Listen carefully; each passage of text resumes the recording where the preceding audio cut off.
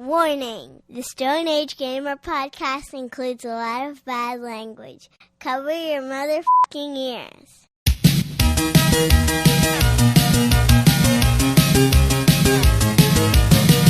Good evening and welcome to the Stone Age Gamer podcast. I am Kris Randazzo and joining me tonight is the fastest rodent in the West, Dan Ryan.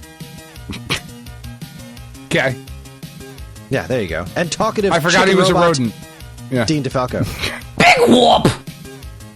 Nailed it. Whoop.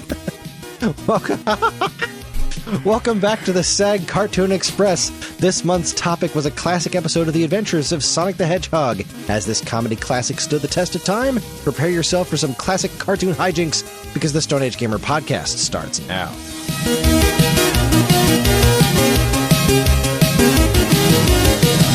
Hello, everyone. This is episode 508. It's the week of April 5th, 2024, and we are joined by Dean.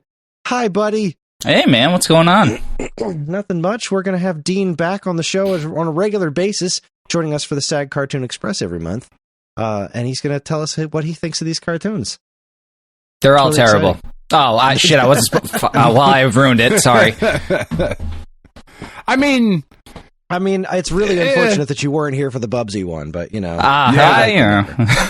There's always next time. Hopefully, God, no, there's not. There's only one episode. That's one. That one's out. Yeah. I don't know. You guys, Patreon, whatever, hit $400. They'll strap me to a chair for 24 hours, and I'll just have to watch it on loop. Now that is not a bad idea. See? I'm into it. Good Lord. How's everybody? How you guys doing? I've had a fucking week. But let me hear about your lives. How you doing? Let me live vicariously through you. Tell me something good. Well, go ahead, Dan. You're a guest. All right. Dan, lots of pressure. I'm looking for living vicariously through you for positivity. No, I had a good week this week. Well, that's fucking great. Well, that makes me happy. I did. Yeah. And it's about like that's awesome. It's the start of a good week. I hate to burst your bubble. I had a shit week. All right, well, lead off with the shit week. I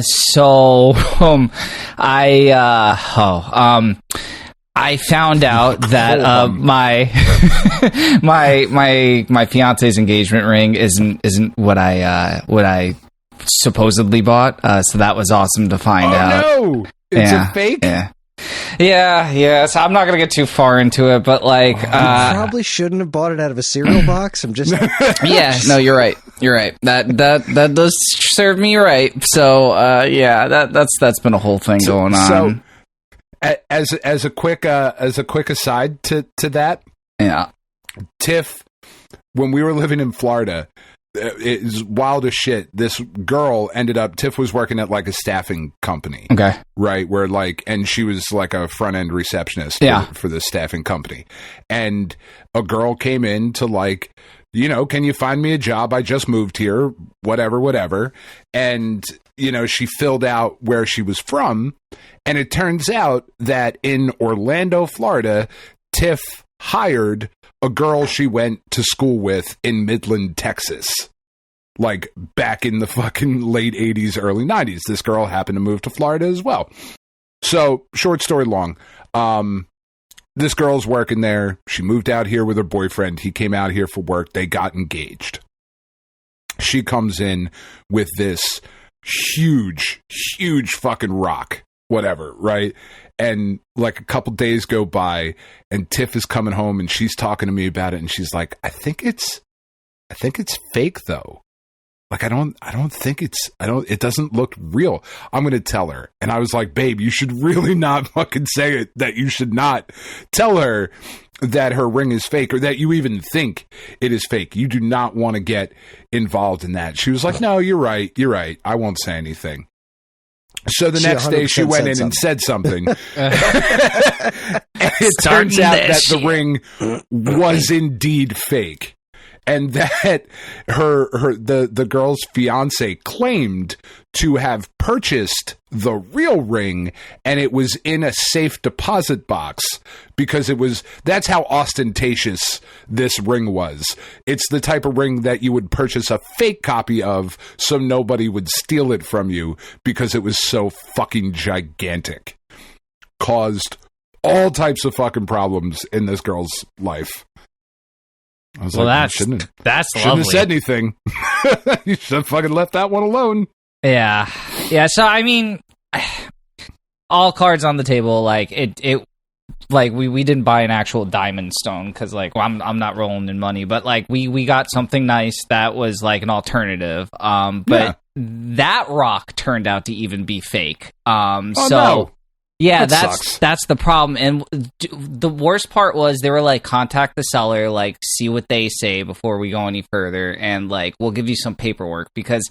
So I've been seeing all those ads to buy like rings online, and working at a vet's office, like I was doing crazy hours, and I didn't have time to go like actually buy a ring. Like on my days off, I was typically just sleeping because I was doing 11-hour shifts. So yeah, I was kind of tired on my time off. So like I ordered it. I thought everything was great. Like I proposed. It looked awesome. Like everything was great. The band was sterling silver, so like I was like, if it breaks, it's not the end of the world. We'll just fucking get the band replaced. It fucking broke, and that's how it got to the jeweler. And then when like I told them how I got it, they're like, "That's a little sus."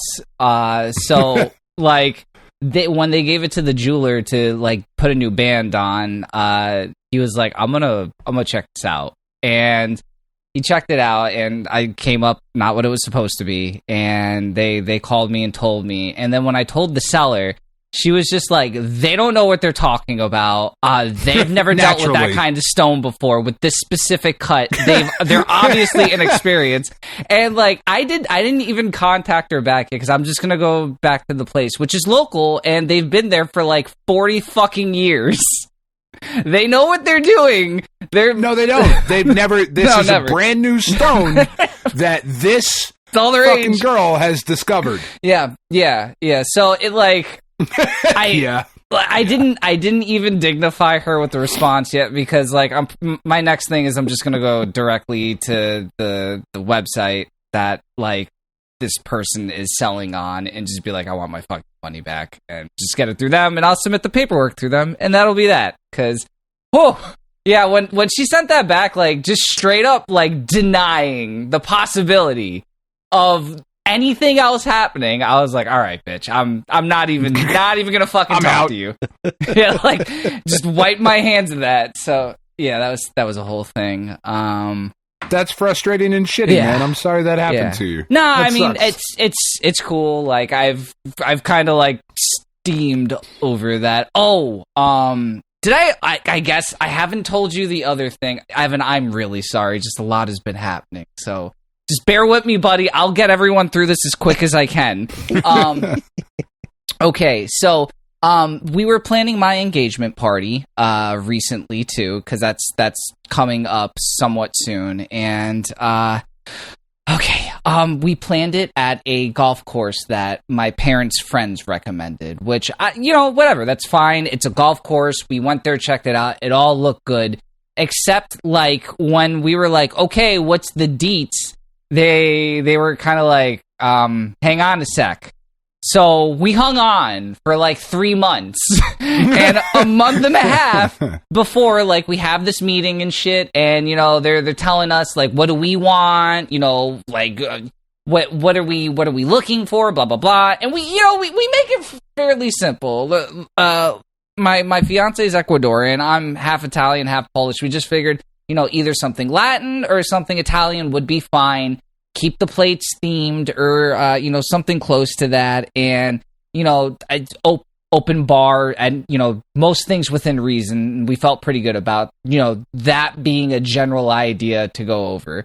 So we get the bill back like a week or two later, and the menu's very underwhelming. It's like stuff you'd find. French.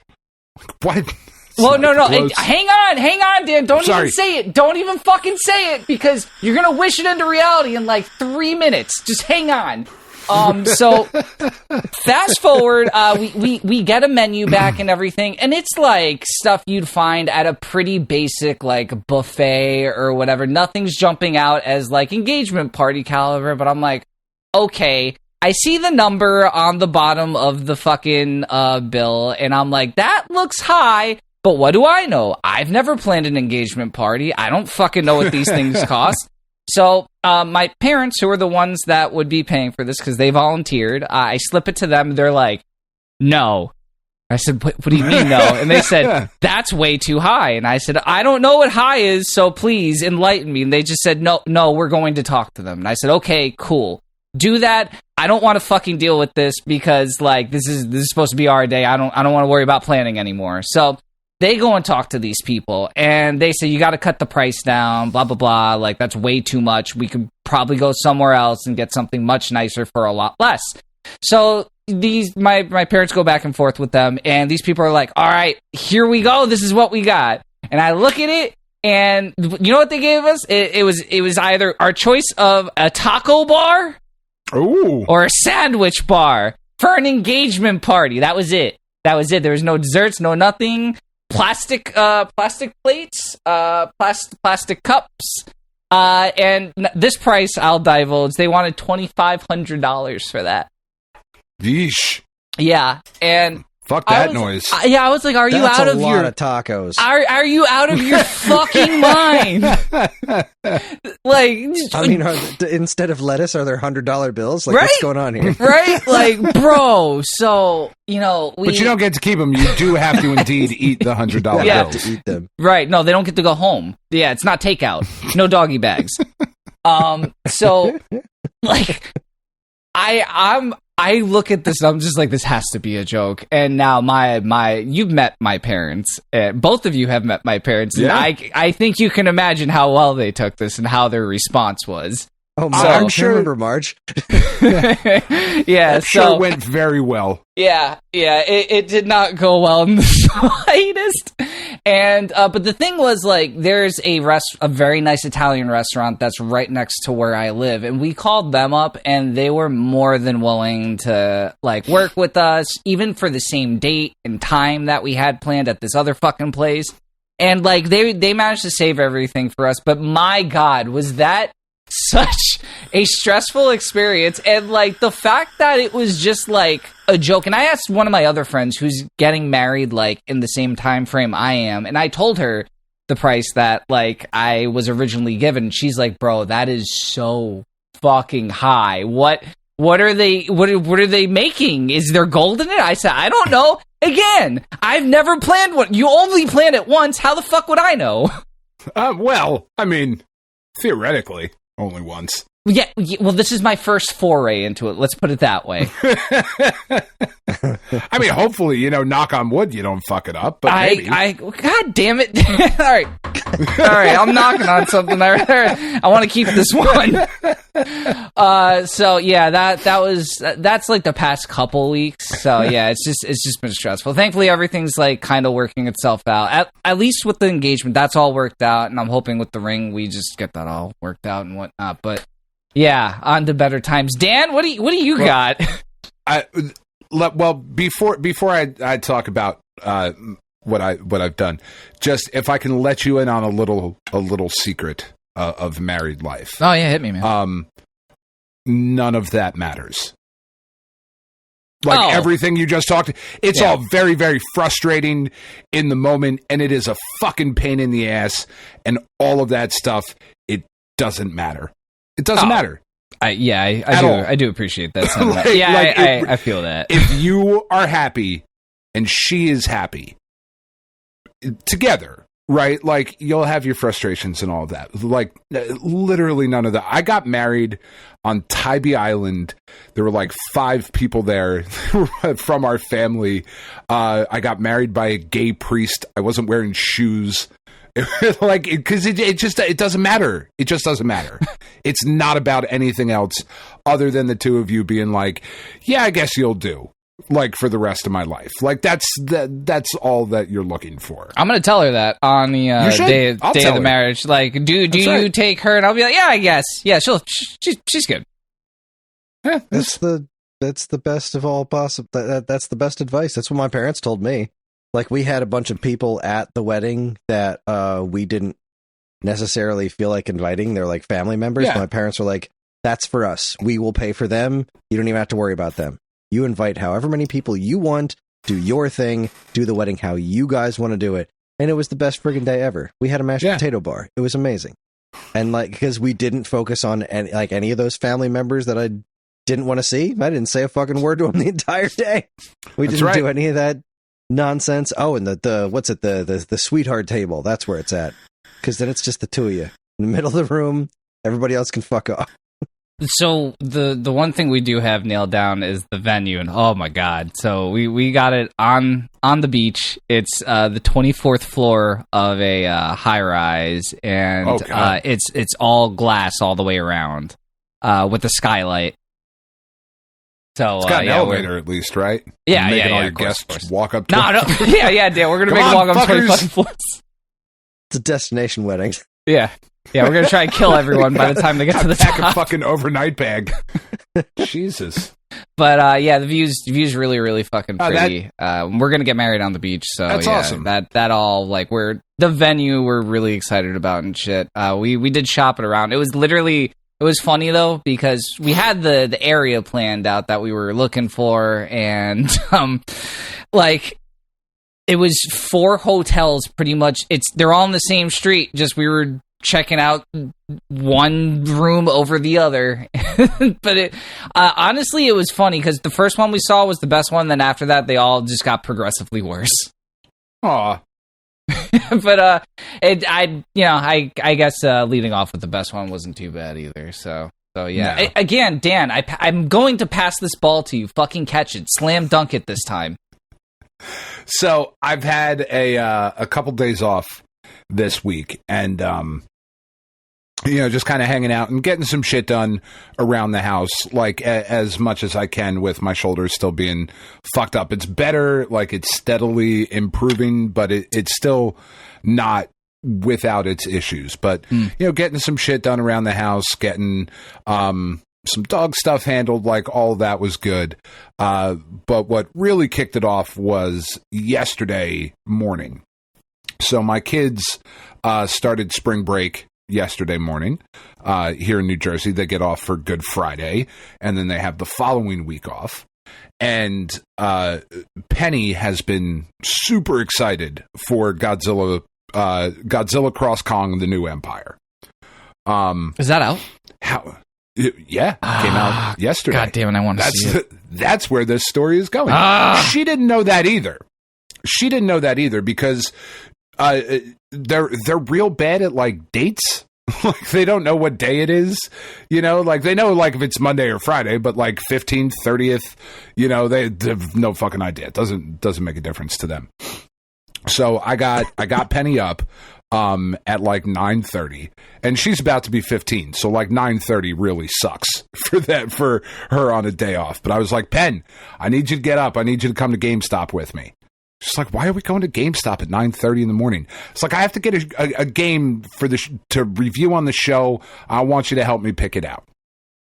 She was like, okay, whatever, you fucking weird old man. It's fine. I'll get up. So like I get her up, and the movie theater in town is in a shopping center. Like it's kind of pushed back. It's weird the way it's set up. It's not a standalone theater. It's kind of pushed back from all the other stores in this like shopping center. But there is a GameStop in that shopping center, like literally 2 doors down. There's the movie theater and Applebee's, and then the GameStop. And I knew GameStop wasn't going to be open until like 11 or 12. They don't open early. So we went there. We start walking up to the GameStop, and it's got the fucking like the security gate is down. And she's like, "Oh, Dad, I think they're closed." And I was like, "Man, that sucks." Let's go up and take a look at what time they open. So we walk up, and they don't open until 11. And I was like, well, shit, it's 10 o'clock now, and they don't open for 11. I mean, we could, like, I don't know, we could go over to Walmart, I guess, and, like, look around for an hour. Maybe they would have game there. I was like, or there's a 10:15 showing of Godzilla Cross Kong we could go to. And she, like, big eyes, big mouth, exactly the reaction you would want. And she, what? And I was like, I mean, yeah, like, if you want to go see Godzilla Cross Kong, like, we can, it's out. I was like, well, yeah, it came out today. Like, this is opening day. We're going to see the movie on opening day? The first show. Oh my God, I love you so much. Like, she was just complete, like, 100% the reaction that you would want out of, like, I'm going to take my kid and hopefully surprise them with a thing. And we're going in, and she's like, oh, this is so fucking, I can't believe we're going to see it on the first day. This is so amazing. I should have brought my glasses. And I was like, yeah, you probably should have. But if I told you to get your glasses, I thought maybe that might give something away. Plus, it's a really big fucking screen. You don't have to see the fine, intricate details of the monkey punching the lizard. It'll be okay. Like, you should be able to see that. And she could. Like, we went to whatever XD showing is really loud, like a really clear picture.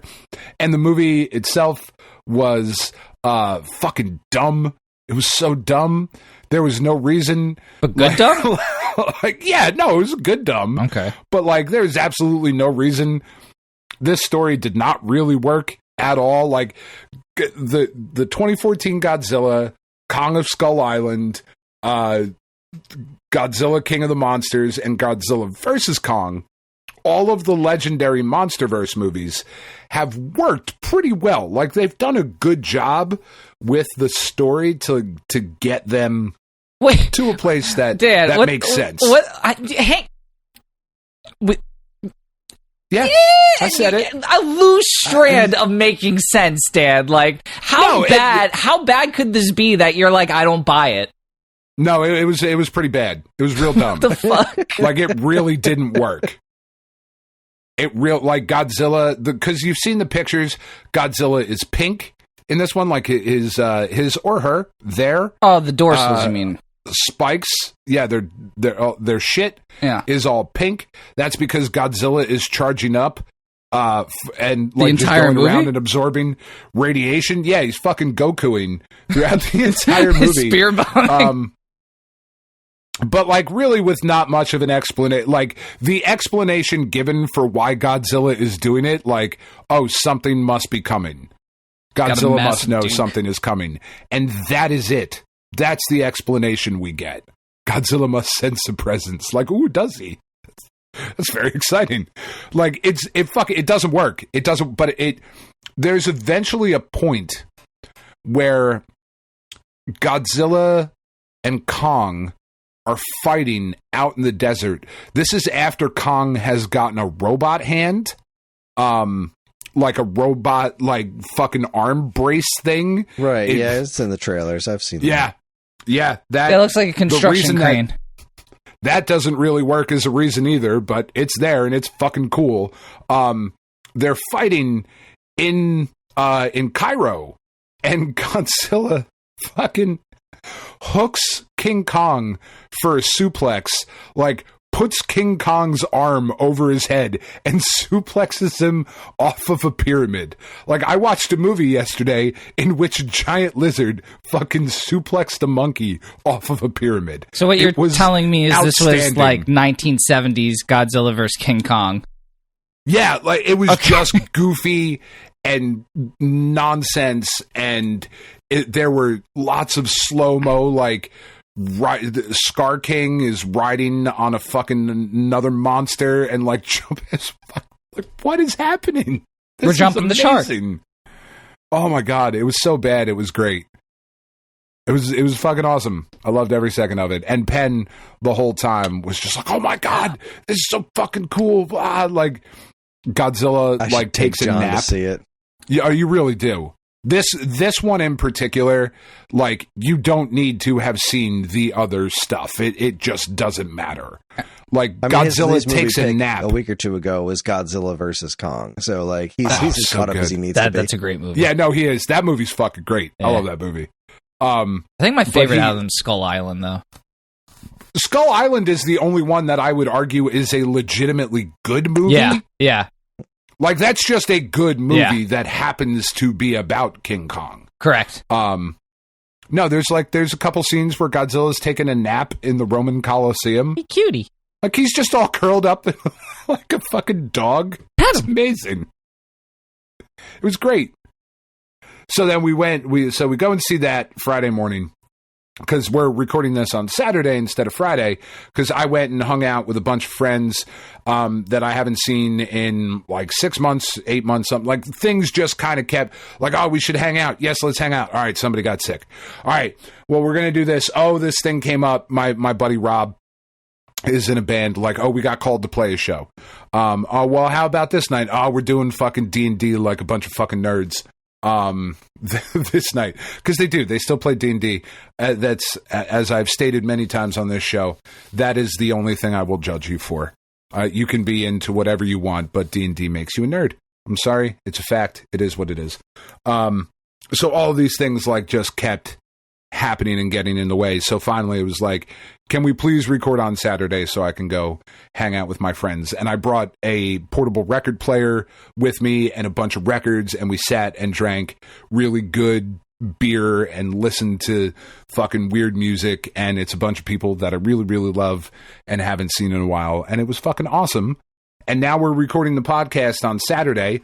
I got the show yesterday as well, which is fucking great. I'll talk about that in a minute, I suppose, after Kris bums us all out again. And then at this time, we are recording. It is 9:44 on a Saturday night, Saturday, March 30th. A week from this recording, I will be at Lincoln Financial Field with my daughter watching WrestleMania. And then a week and a day from this recording, I will be at Lincoln Financial Field with Dean watching WrestleMania live and in person. It will be fucking dope. I'm very excited. It's gonna be great. There's so much happening in those 2 nights that, like, it's good. The Rock, yeah, he's back both nights, and he's been whipping people, and it's all over the internet. Yeah, he's been cursing. He says it's my show. I'll tell you when to stop, and calling people boy. I don't give a fuck. That is awesome. Rock don't give a fuck. No, it's great. He's a 50-year-old man calling himself the final boss. That's fucking awesome. Yeah, no, he's gotten fully unhinged. It's great. Yeah, there's a lot of fun happening. If you're a wrestling fan, just enjoy it. Doesn't matter what company it's for. Just enjoy the fun. Wrestling is better than the things that you love. I agree. Now it's going to be what never understood it. I've tried and it's never clicked with me. I love it so much. I really do. I really genuinely, honestly love it. I'm very excited to be part of the crowd that will be chanting ECW as Paul Heyman is acknowledged and inducted into the WWE Hall of Fame, which isn't an actual thing, but is just kind of a cool thing that they do. Heyman is one of the inductees. He will come out on stage. Everybody will give, a big pop and whatever. He's the wise CM man. Punk will have an entrance on Sunday night, and he's kind of a toxic douchebag, but he's like my toxic douchebag. I fucking love CM Punk, so we'll get to see CM Punk walk out and do that. It's clobbering time. It's gonna be fucking great. I need to do the Cody song. I need to scream. Just a whoa! Oh, that's so fucking dumb. I love it. Pro wrestling is so stupid. Yeah, it's such a stupid ass thing that I really fucking love.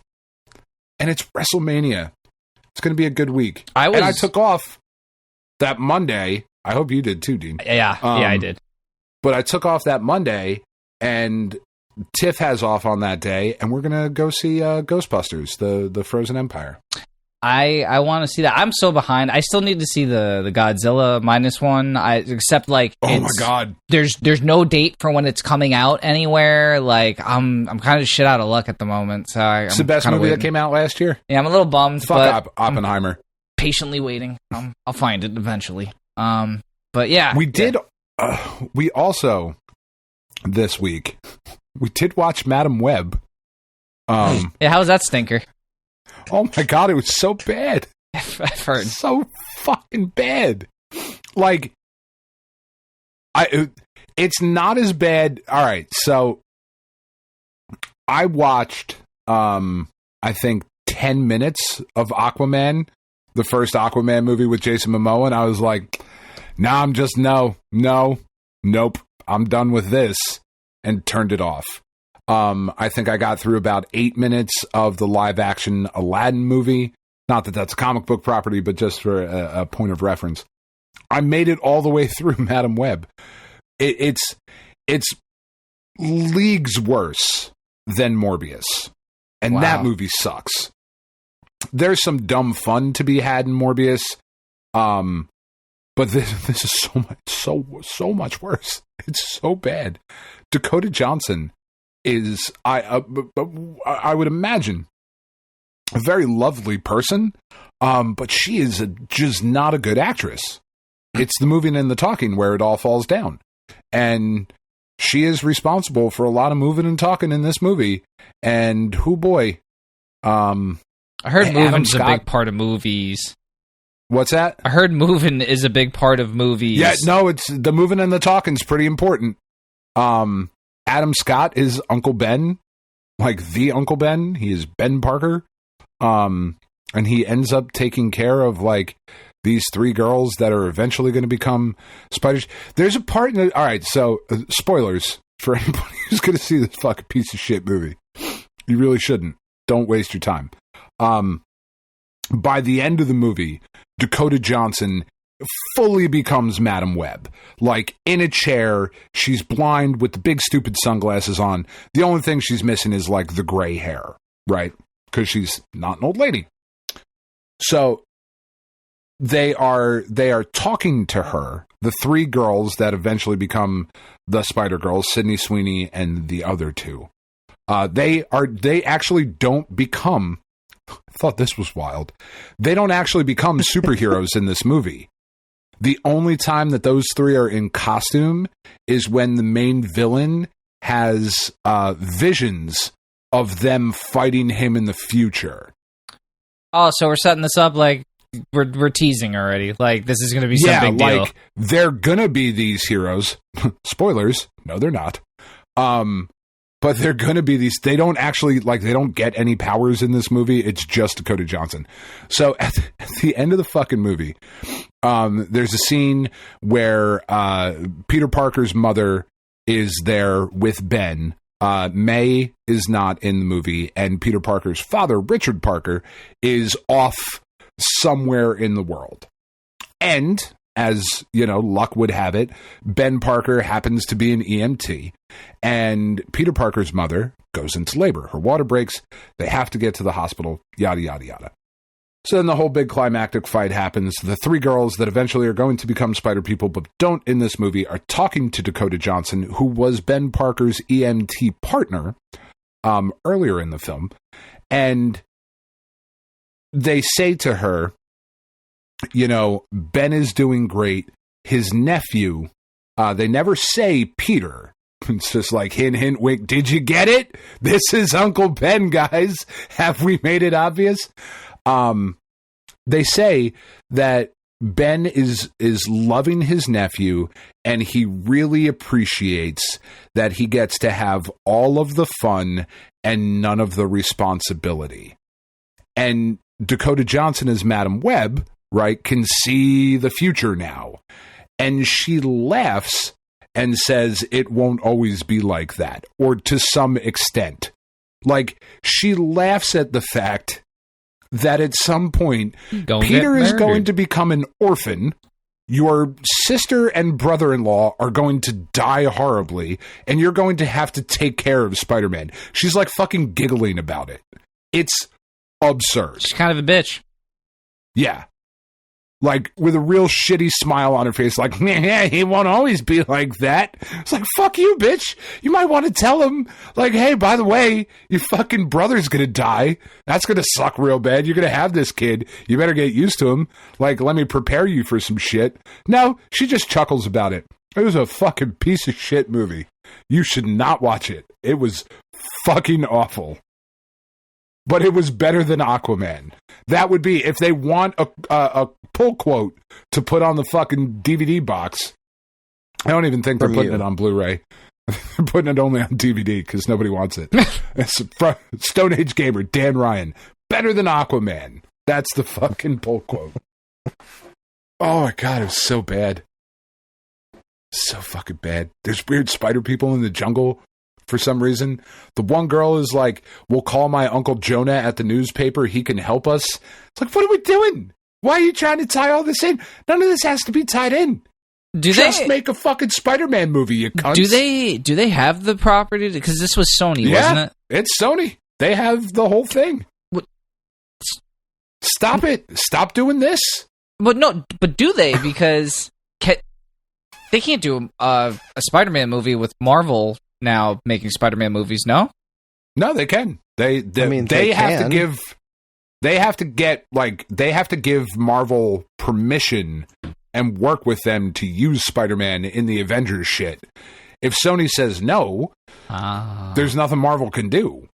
Right. As long as they keep making Spider Universe movies, they retain the rights. That's stupid. Madam Web's stupid. Morbius says, this is stupid. We don't need a Spider Universe. I'm really excited to see what happens with Kraven. Because that's coming out this year. Who's Kraven? Some dude. No, the dude from The Bear. What's his name? Fucking Lip? In the Iron Claw. No shit. Did you see the Iron Claw? Yeah, it was good. That movie's a bummer, though. I liked it. Yeah, it was a bummer, but it was a good movie. It's a fucking bummer. It's a sad-ass story, man. I'll tell you what. Yeah. 10 out of 10, though. And there's one other Spider movie coming out. I don't know. We also watched Don't Worry, Darling, which you should definitely watch. That movie was fucking great. I don't want to say anything about it because there's really no way to talk about it without giving it away. It's got Florence Pugh in it. She's fucking outstanding. It was a great movie. Watch Lisa Frankenstein. Oh, I really want to see that. It was good. We saw it last night. It was really good. I'm not going to say anything. It was just in theaters, or is it? No. Is it available to rent at your local video store? Yeah, Peacock. I believe it's. I might be exclusive. I hope Evan is listening. That's all I'm saying. Giving away industry secrets. It's all right. He could edit that part out. I'd like to give him something to do. You know, the show is like such a fucking well-oiled machine at this point that like really all he has to do, like he edits. I'm like, okay. That oil is like 6,000 miles old and just all chunky and shit. That's fine, though. It's fine. You didn't hear it last week. Oh, there was some editing last week, Dean. You missed it. What did you do? It's not what I did. Kris said something. I learned some stuff, okay? Kris learned about words you're not allowed to say anymore. Oh, God. And he said some stuff. He said things that I wouldn't say. And y'all say I'm racist. I was genuinely shocked at his response to the joke. It's like, I mean, okay, all right. I'm here to learn. That's right. Off air, I need to hear what the fuck happened later. It was really good. It was some woke Antifa bullshit. I'll tell you what. I can't go around calling people whatever we want anymore. Fucking liberals. Oh, God. Oh, boy. Where were we? So that's been my week and my upcoming week. And, like, I got to work, like, in between those things. But they want me as part of the hiring committee for, like, new people that we're bringing in. Which is pretty cool. So, like, I don't know. It's going to be an interesting week. It's going to culminate in WrestleMania and Ghostbusters. And it's going to be awesome. I'm looking forward to it. I agree. All right, Kris, bum us all out now. Yep. Well, so it's been a... Oh, boy. All right, let's see. Where do I start with this story? Ellie has been... and then go back to the beginning. Tarantino this shit. Oh, Memento. Do Memento. Really pushing for starting to have sleepovers with her friends. She really wants to do the sleepover thing. We talked about this.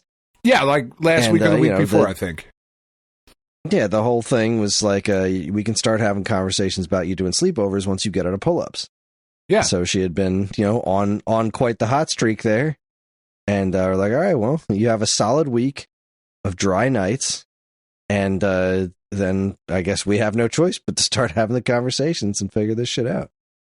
So I guess we have no choice but to come up with other obstacles to them put in your way. She came downstairs the other morning in different pajamas than she was wearing when she went to bed. Oh, she finessing you? Not a great sign. Like, that's odd. But it just happened to be pajama day at school, right? Okay. So you changed into this for pajama day at school, right? And she looked at me funny. And then she said, yeah, that's what I did. that's definitely it, Dad. Good job. Were you dry again last night? She's like, yeah. I forgot to show you the dry pull-up, but I will. Okay. Later, man. So this is all smelling kind of funny to me. So after we have breakfast, I go upstairs, and like usually she leaves the dry pull-up in the middle of the floor in her room, but I didn't see it there. So I went over to her hamper thinking like, all right, well, maybe she just threw it in there with her pajamas. Yeah. I find the pajamas and there's no pull-up there, but there is the distinct odor of day-old piss. Yeah. And I'm like, hey, Ellie, this doesn't smell good. What's going on? And she's like, I don't know. I was dry last night. The dog must have done it. I've made this joke before that, I don't know what she's doing with these things, but one of these days I'm going to just go into her closet and find a mountain of pull-ups. So I open up her closet, and there's this box. Lo and behold. And it's a box full of soiled pull-ups. Oh. So it's not what you want. She had intentionally lied to my face every day for a solid week. It was 7 days. It was the last day. This the seventh day, and she got caught. And this was the first time I ever had to really good and properly discipline her. Like, for sure. We've had to do things before, but this was the first time she was in trouble. And like, she seemed to think that everything was okay because I didn't yell. She didn't understand the concept of like. She doesn't get that that's so much worse. This is so much worse. We're beyond yelling now. I am furious. So, we had lots of conversations, and we wound up grounding her, which is great because, as you mentioned, it's spring fuck mothering break. Yeah. So, when she should be having lots of fun with her friends, because you know who it's not spring break for? Me. You. as the case happens, I have to work. So her being able to play with her friends and go to her friend's house, that's the fucking plan. That's the godsend right there. Yeah. But we had to put the kibosh on that and be like, well, you were taking away screens, and we're taking away you're grounded. You can't see any of your friends for a little while. And she's been pretty upset about it. She's been behaving. I think we're going to let her off the hook on... so this went down on Thursday. I think we're going to let her off the hook for Wednesday, maybe. All right. So she'll still have Wednesday, Thursday, Friday, Saturday, Sunday. A week is fair. No, that's nice. Yeah, that's nice of you. You're good job. Yeah, like I was how thinking, many, how many days... How many days of pull-ups were in there? That's how many days you're grounded. Oh, yeah. All right. Right. There were one per day. It was 7 days. There were only 4 pull-ups. So like she actually was dry a couple of nights. All right. But grounded for 4 days. Don't fucking lie to me again. That's where we're at. And it's been a good time. Wow, that's almost as good as surprising your child with a movie they're really excited to go see. It's almost the same thing. Just the this same. Is a box full of urine. Oh, God. Yep. That fucking sucked. Parenting rules. It's my new grunge album name. Box full of And it's just been a difficult time figuring all that out. Like, Kara's pretty upset by it because she's been lying to us, and it's Yeah, that sucks. With a smile on her face, happy to take the praise. Like I'm proud of you. Good job. Just real sociopath shit. And, real psychopathic shit. She wanted that sleepover, man. She needed it. The only remorse came from getting caught. It wasn't from doing it. It was from getting caught. Like, sure. And the plan was to just. She didn't think she was going to get away with it forever. The plan was to get away with it long enough to have the sleepover, and then if she gets punished afterwards or she gets in trouble afterwards, well, she already got what she wants. So whatever. Such is life. She's going to be a real treasure the older she gets. So, well, yeah. But we've been talking. She's been behaving well and helping out around the house, and now we're just preparing for Easter tomorrow, or my in-laws are coming for the bunny to come. It's so exciting. Yeah. We're actually gonna hide the Easter eggs down here in the basement for them to find, because we found that when we hide the Easter eggs in the backyard, there's a 50-50 chance that they're going to be taken away by the squirrels. That's awesome. We'll put them out in the backyard and be like, we hid a lot more than this, didn't we? Yeah. There's a 20 in one of these. That squirrel's $20 richer. Good for that squirrel. But the other problem with her being grounded is that, when we took away screens and also spending time with her friends, is that I was actually planning on utilizing that time this week for the Princess Peach review, because I need her to play that game and get her impressions on it, and also I have things lined up with. I was lining up things with her friends. Her one friend, Aurora, and I'm gonna have her friend Aurora and her mom come over, and I'm gonna watch the two of them play it together, Aurora and her mom, because I want to see what that dynamic's like, right? Sure. With no help, and because her mom doesn't know shit about video games, right? So I want to see how does Hopefully that she doesn't listen to this podcast. No, she definitely just out here talking shit. So her mom's a moron. What up, Aurora's mom? Jesus. I said that's good, girl. You did. We all heard you. It's clear as crystal. Right here. You stole fizzy lifting drinks. You lose. You get nothing. Good day, sir. I want to have the next door neighbor girl, because that's the one girl is younger, so I think she's 6, so I want to see what she makes of it more than what Ellie makes of it.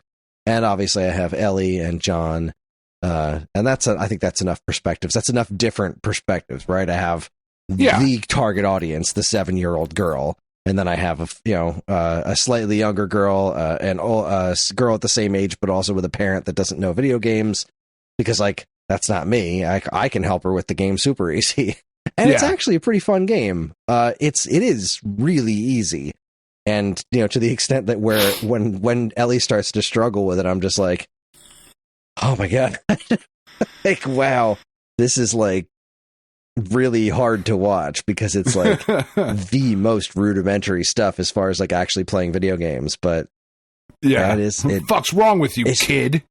She's making it through it. She just doesn't have the talent for it, but she's able to make it through it with this game, because it is forgiving enough in all of the right ways, but even with it being that easy, it's still fun enough to play. It's still the actual actions and the things you do in the game are rewarding. So it's got that going for it. It strikes a really interesting balance that I have never seen before, because you think about the games that people think of as kids games, like Kirby, and it's well, you still have to be able to play video games to play Kirby games. Sure. Ellie tried playing Kirby and she got 5 minutes into it and wanted to cry, because she just doesn't have the dexterity with controllers to move characters on the screen and do that kind of thing.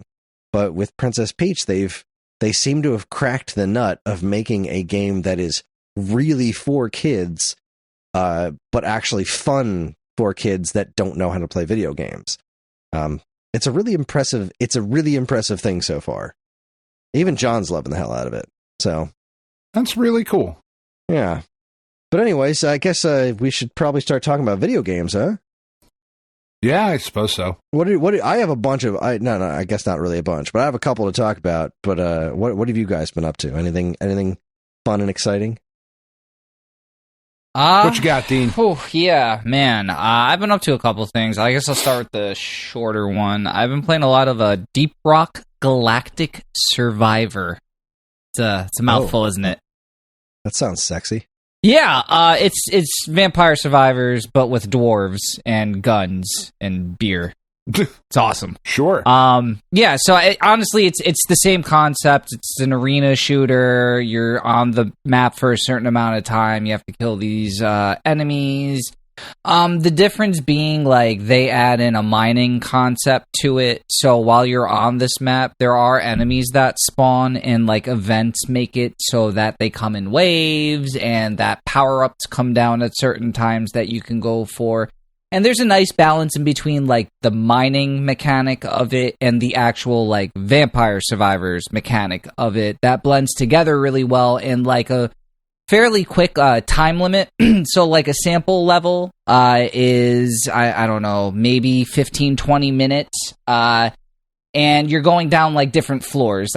For all the levels I've played so far are, like, biomes, because they're each, like, their own little world that you're going into to mine in.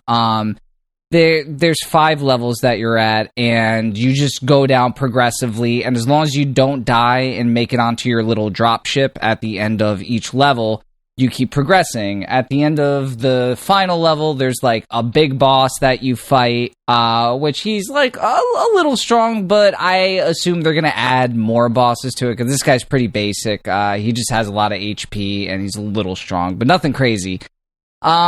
And, yeah, like, I think it's really fun. They've already added, like, a new environment to it. They've added achievements to it a couple times already, so they've been putting in a lot of work. If you guys aren't aware, this is a fairly popular property. Deep Rock Galactic is its own, like, kind of, not Minecraft, but Minecraft-esque, like, world. But it's themed with, like, these space dwarves that go to planets and mine them for resources so they can keep powering their crazy forges and stuff. It's pretty neat. I would recommend, if you guys liked Vampire Survivors, check it out. It's really cool. I think it was like maybe $7, $8. Nothing super expensive. A little bit more than Vampire Survivors, but it's a nicer looking game. It's got really, really nice graphics and everything. I think most people who like that sort of game would really enjoy this. It's very well done, and they're going to put a lot of work into it. Like I said, in a very short amount of time, they've already added a good amount of content too. Is this PC only, or... For right now, is it everywhere? It's okay. PC only for right now, but they said they have plans of releasing it everywhere. It's in early access, so that's why it just only exists on Steam right now, but I'm sure in a couple months you could find it everywhere. The other game, however, that I've been playing is probably what a good chunk of people have been playing. That's Helldivers 2. I want it so bad. Yeah, it's great. It's great. I feel like I was the first person to play it, and everyone kind of naysayed me at the beginning, because even when I came on here last time, I mentioned it, and I think, Dan, you were like, I don't know, man. I don't know. And I was like, dude, it's Starship Troopers. How can you not love Starship Troopers? I know. And it's great. It really did pan out well. There's lots of memes and, like, little inside jokes now with the community, which is really cool. It's fun. It's you drop down on a planet with 3 of your friends, you shoot either bugs or robots for an indefinite amount of time, do some side quest and shit, and then you fucking extract, and it's great. It's space Vietnam. It's crazy and chaotic. No, dude, I'm serious. Like, I can't even describe some of the shit that has happened. Like, for instance, at the game's, like, most basic that you can do is, like, a simple defend mission where, like, these enemies are coming at you and you have to defend a outpost for a certain amount of time or a certain amount of kills. Yeah. At the beginning, when the game first Pretty released... standard multiplayer shooter shit. Yeah, like a horde-based thing almost. Yeah. So, when the game first released, there were two races. There were the robots and there were the bugs. The bugs are referred to terminids. The bots are referred to as automatons. And everyone did the bugs app first, and they're like, this is great. And that's what I did, because that's where, like, the main objective was. But apparently there was a large group of people that played, I guess, Helldivers 1 that were like, you know, don't go check out the bots unless, like, you know what you're doing. And I took no heed to that. I was like, I'm fucking killing these bugs left and right. Yeah, like, I'm level 5. I know what I'm fucking doing. So, like, me, 3 of my friends are like, we're gonna go get these fucking bots. We're gonna fuck them up. So we do this defend mission. And, like, within the first, I'd say 40 seconds, there's, like, dropships coming down, there's a tank, there's a fucking giant robot monster with a flamethrower chasing us, we're all screaming, throwing grenades everywhere, we're blowing each other up, there's a fucking mortar that we put down that's hitting us, because there's friendly fire, so everyone's dying, we're trying to reinforce ourselves, but no one can stand still long enough to put in the input on the fucking D-pad to throw the thing. We ended up wiping in, like, I think it was 5 minutes. It was insane, but it just had such a hook in us that it was like, we need to try this again. And, like, yeah, once you get the hang of it, it's really a lot of fun. The gameplay loop is super simple. Like I said, it's just kill the bad guys, collect the shit on the map, do a couple things like, turn on artillery. So some of the stuff can be pretty crazy. Like, you get to launch a nuke and then watch it explode on the planet, which is fucking insane, watching this giant mushroom cloud just explode. The simple things like blowing up like a radio I guess that's not simple. I don't know what I'm saying anymore. This game makes everything seem like it's super exciting. Like, you just go play it. Honest to God, just go fucking play it. I know it's not co-op. If you want someone to play with, I will make the time. I will sit down with you whenever you are available, and I will play with you. That's how fucking good it is. That I want to make the time so you will experience it. Well, and that was part of the thing, right? Like, I appreciate that, and, like, I know I could definitely, like, jump into random missions, or, like, I could definitely find people to play with. But my kid wanted to play it. Like, oh, man. They wanted to, they were like, this will be a fun family game. Like, we'll all get, because that's the family I have. Like, we'll all get together and do you guys have, like, a gaming PC or anything? What's that? Do you guys, like, is there a gaming PC or anything in the house? I have one. I don't know how well it could run. Oh, because I was one of the listeners generously gifted me a PC, and it's great for what I use it for. Yeah. But what I use it for is like WrestleQuest. No, and I got Snap you. Not Helldivers. Sort of thing. Yeah, because I was going to say the nice thing that they did is it's cross compatible, so you can play with your PC friends. And actually, a lot of my friends play on the PC. I have a PS5, so it works seamlessly. It's incredible. Yeah, like that's the thing too. Like if we could all, like, if there was a way, and I know why Sony doesn't do it, and I know why companies don't do it. Like, I totally get it. But there are 3 PlayStations in the house. Mm-hmm. There's a PS5, a PS4 Pro, and a PS4. Like, if we could all just download it and be on the account, and, like, we could all just kind of jump online together, that would be super fun and convenient instead of having to spend $120 on the game, you know, to buy it 3 fucking times. But doesn't Xbox have, like, a family share plan now, too? Man, maybe. I don't know. I think they do, because one of my friends was talking about that, because Steam started doing that, where you can share on multiple computers in the same house, so you can do what you're talking about. Like, it makes sense. Yeah, you know, it really does. Because, you know, like, we're in different situations than we were 30 years ago. You know, your parents weren't playing video games with you, but kids who grew up now want to play with their kids and experience these things with them. And this is a perfect example. Like, you know, if, granted, a PS4 isn't as powerful as a PS5, but can you just par down the graphics a little bit so something like this could happen? Yeah. Or could you just make it fucking couch co-op? Yeah. Yeah. Like, are you telling me that the PlayStation 5 is not powerful enough to do that? I find that hard to believe, but I don't fucking know. You know, I don't know shit about shit. Well, honestly, I mean, I'm sure it is. I just, I guess it's trying to add that extra infrastructure into the game, and Oh, sure, yeah. But fuck you. Let me buy. Let me buy the game so I can play with my kids. Mm-hmm. No, I feel you. I would say let me check shoot out bugs with my children. Maybe check out the first one. Is that one co-op? It might be like couch co-op. You know what? Right. I got an extra computer in front of me. Let me look. Helldivers. I'm fucking rich. I got lots of computers floating around. I'm Professor X. I have a floaty chair. That's right. I'm Madam Web. I got a wheelchair for some fucking reason. All Helldivers co-op information. The first one is 4 players local co-op. All right. Now, granted, a different game. It's top down, but I have heard it's very good. It's top down, and my kids are shitty, and that's not fair. But they are. They're like, well, we don't want to play the old one. Like, I know exactly the way this conversation's going to go. That's fair. That's fair. It's not the new one. I get it. Like, honestly, you cheap cunt. They have very bad mouths. It's Chris's fault. Tell. He's terrible. The one day that Kris hung out with my children, they swore more than they have any other day, and I fully placed that on Kris. Wow. You're welcome. Wow.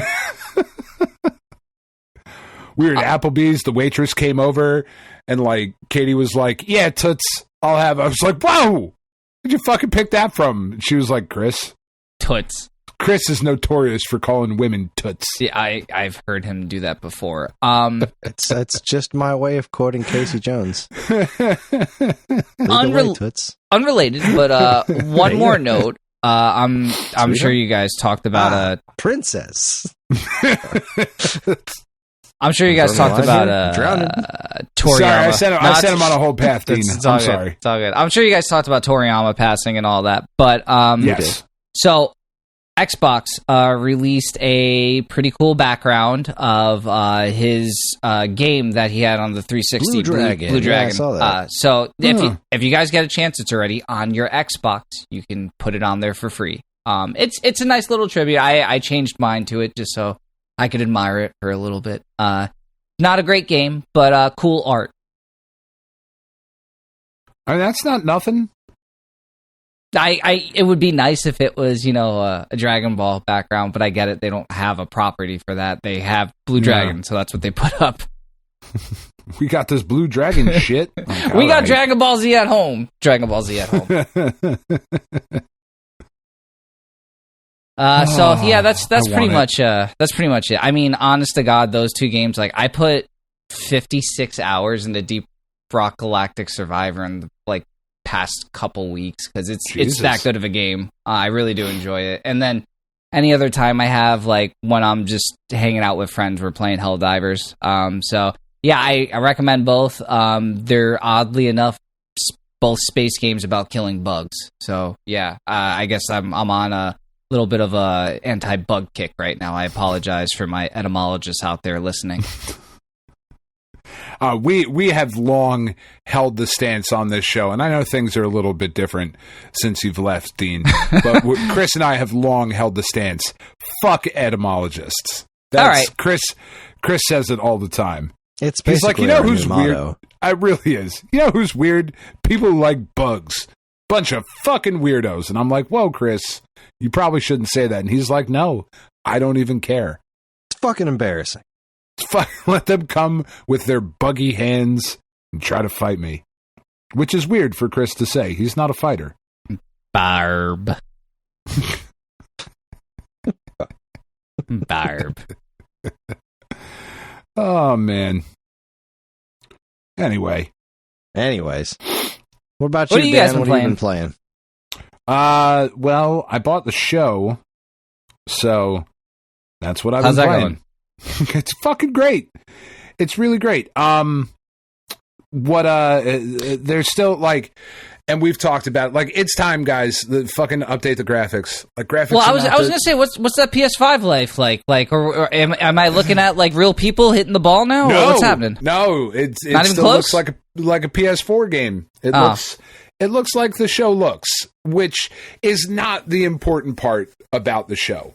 But it'd be nice. But it's not an unimportant part. It's not an unimportant part. It doesn't look like it does on the Switch.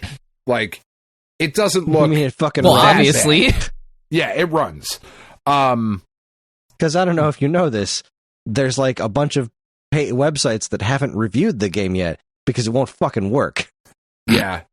Well, and it's an MLB decision. Like that's kind of the thing. Like there's a lot of chatter online about like, come on, fucking San Diego studios, it's time to drop support for the old consoles and blah, blah. Like they're not in charge of that. Like MLB has told them that if they do not make the show available to other platforms, they will not sign, or they'll pull their licensing. Yeah, they'll just go elsewhere. Yeah, like you'll see MVP Baseball back and 2K, and I don't even know if that would be a bad thing. I wouldn't hate that. That could be fun. Yeah, like competition is good, but it's time to like bump it up a little bit, guys. You know, because that part's kind of embarrassing. Well, we got fucking good hardware now. Let's see it. I want to see what this fancy shit can do. I want to see them fucking sweating like they are in real life currently, because the New Jersey... I don't know if you've watched any baseball of the new season. The Yankees, by the way, are 3-0. They have beaten the Astros 3 games in a row to start the season. This is a very successful, very sexy season so far. I'm very, very happy about it because fuck the Astros. I bet Eddie Kingston's very hard. Happy. I fucking hate that team almost as much as I hate the Red Sox. Almost. Which is like crazy. Anyway, fuck the Astros. But if you haven't watched any professional baseball currently, the disaster that is Fanatics taking over fucking literally everything. They're a disgusting shit dick company, and I fucking hate that they own just everything related to sports. They are in charge of the new uniforms, like designed by Nike, produced by Fanatics. And the player, I've never seen professional baseball jerseys where the players look sweaty. Like, I know that they are sweating, obviously, but the jersey has always stayed the same color, right? Like, think about all the baseball you've ever seen. And I know the two of you don't watch a ton of baseball. Are we seeing that underboob? You've never fucking seen it happen. Yesterday, Carlos Rodon is starting for the Yankees. And by the time he comes out of the game, it looks like he jumped into a fucking pool. Like the jersey's hanging and it's a dark gray color that it wasn't at the start of the game. It's fucking Bush League. It's embarrassing. But anyway, baseball's fucking awesome. The Yankees are winning. Juan Soto is a Yankee. Juan fucking Soto is a Yankee. It's amazing. It's a good time. Anyway, so graphical quality needs to be upped a little bit. However, the first day that I started playing the game yesterday, I packed like 3 or 4 diamonds right away in packs that I was opening. Like, I actually had really good luck yesterday for the Diamond Dynasty squad, which, if you remember, I didn't get the show until much later in the cycle last season, just because, you know, a bunch of shit had happened and whatever. So now to be able to jump back in at the start of Diamond Dynasty, the start of the season, pulling some diamond. I pulled a fucking Mickey Mantle already, which is like so far my best performing card. I modeled my team after the Alex Party cards that he was doing for the Topps Project 70 shit, the Brightmares stuff. So like I went in and made a Brightmares logo and the fucking rainbow with the teeth because Alex Party's fucking awesome. So I will represent that in game all season. Which is, I think I did a really good job. Like, my kids came down and they were like, "Oh, that's the fucking dude that you bought the cards from." And I was like, all right, so I did a good job, because they don't know his name, but they recognize the logo. It's a great logo, by the way, if anybody is looking for like cool artists to support. If you go on his website, alexparty.com, you can get the Brightmares fucking logo, which is a happy rainbow with nasty like monster vampire teeth underneath of it. It's fucking awesome. So all of that's been really cool. They did a thing last year, and I didn't get to participate in it, not having the game right away. But this year I did, or I have been so far. One of the things they have broken out into the game. One of the things you have to do is the different. Oh fuck! I just forgot what they were called. One of the different modes is the different programs. Okay. And in each program, there's a bunch of different missions and stuff to do and like specific tasks to acquire.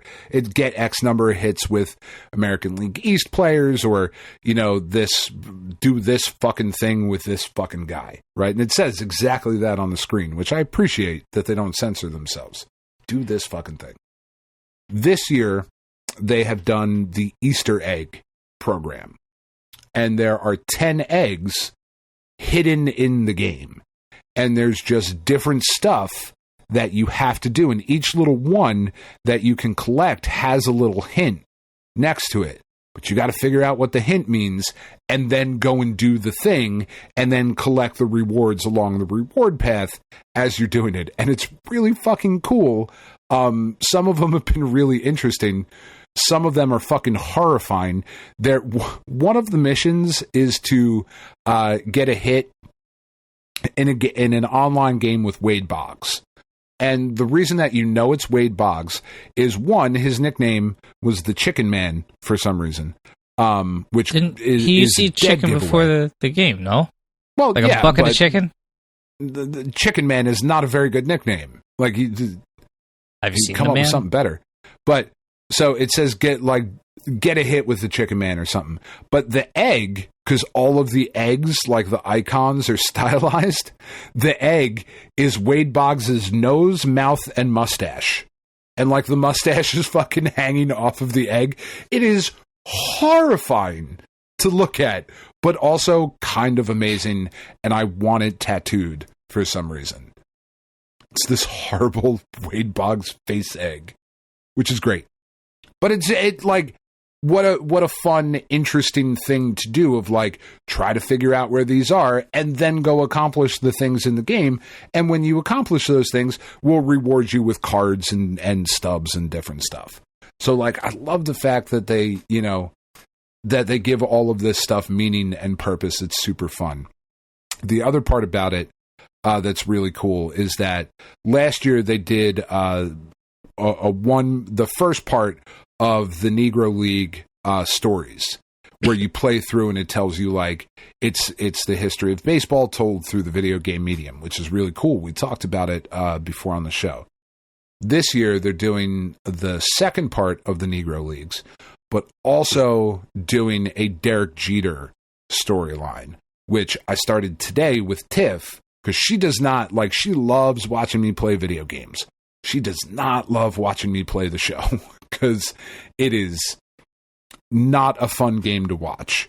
However, the Derek Jeter storyline mode is incredibly engaging. If you're a fucking Yankees fan, like, they made this mode they were like, oh, Dan didn't get the game until like June last year. What the fuck, guys? We got to get him hooked right from the beginning. I know, a Derek Jeter storyline mode. And it worked. It's awesome. Like, you start, the very first thing, like when you click on it, it goes back and it starts showing you clips of Derek Jeter early in his career. And there's one part where when they're talking about when he's getting drafted, because he was not the number one pick in the draft. I think he was like the 7th pick that year or something like that. Like, somebody thought 6 people were better than Derek Jeter. It was fucking wild. But they showed, like, as the video clip is playing, when they drafted Derek Jeter in 1992, they show the computer in the fucking draft room, and it's a fucking black and green, like, DOS computer. Like, they've got all this shit pulled up on it. It's just fucking wild to look back on that. And then you go in and they start, Derek Jeter's there, and he like sat down for interview segments and started talking about his career. And he's like, you know, and then I got called up and I got my first hit in Seattle in the Kingdome. And then it, boom, puts you into the Kingdome in Seattle, and you have to get Derek Jeter's first hit. It's like, oh, this is fucking awesome. This is so cool. And then you accomplish the moment, and then it pops out back into a video, and he's like, and then I did this thing, and then you got to go do the fucking thing. It's really fucking cool. It's a great game. That's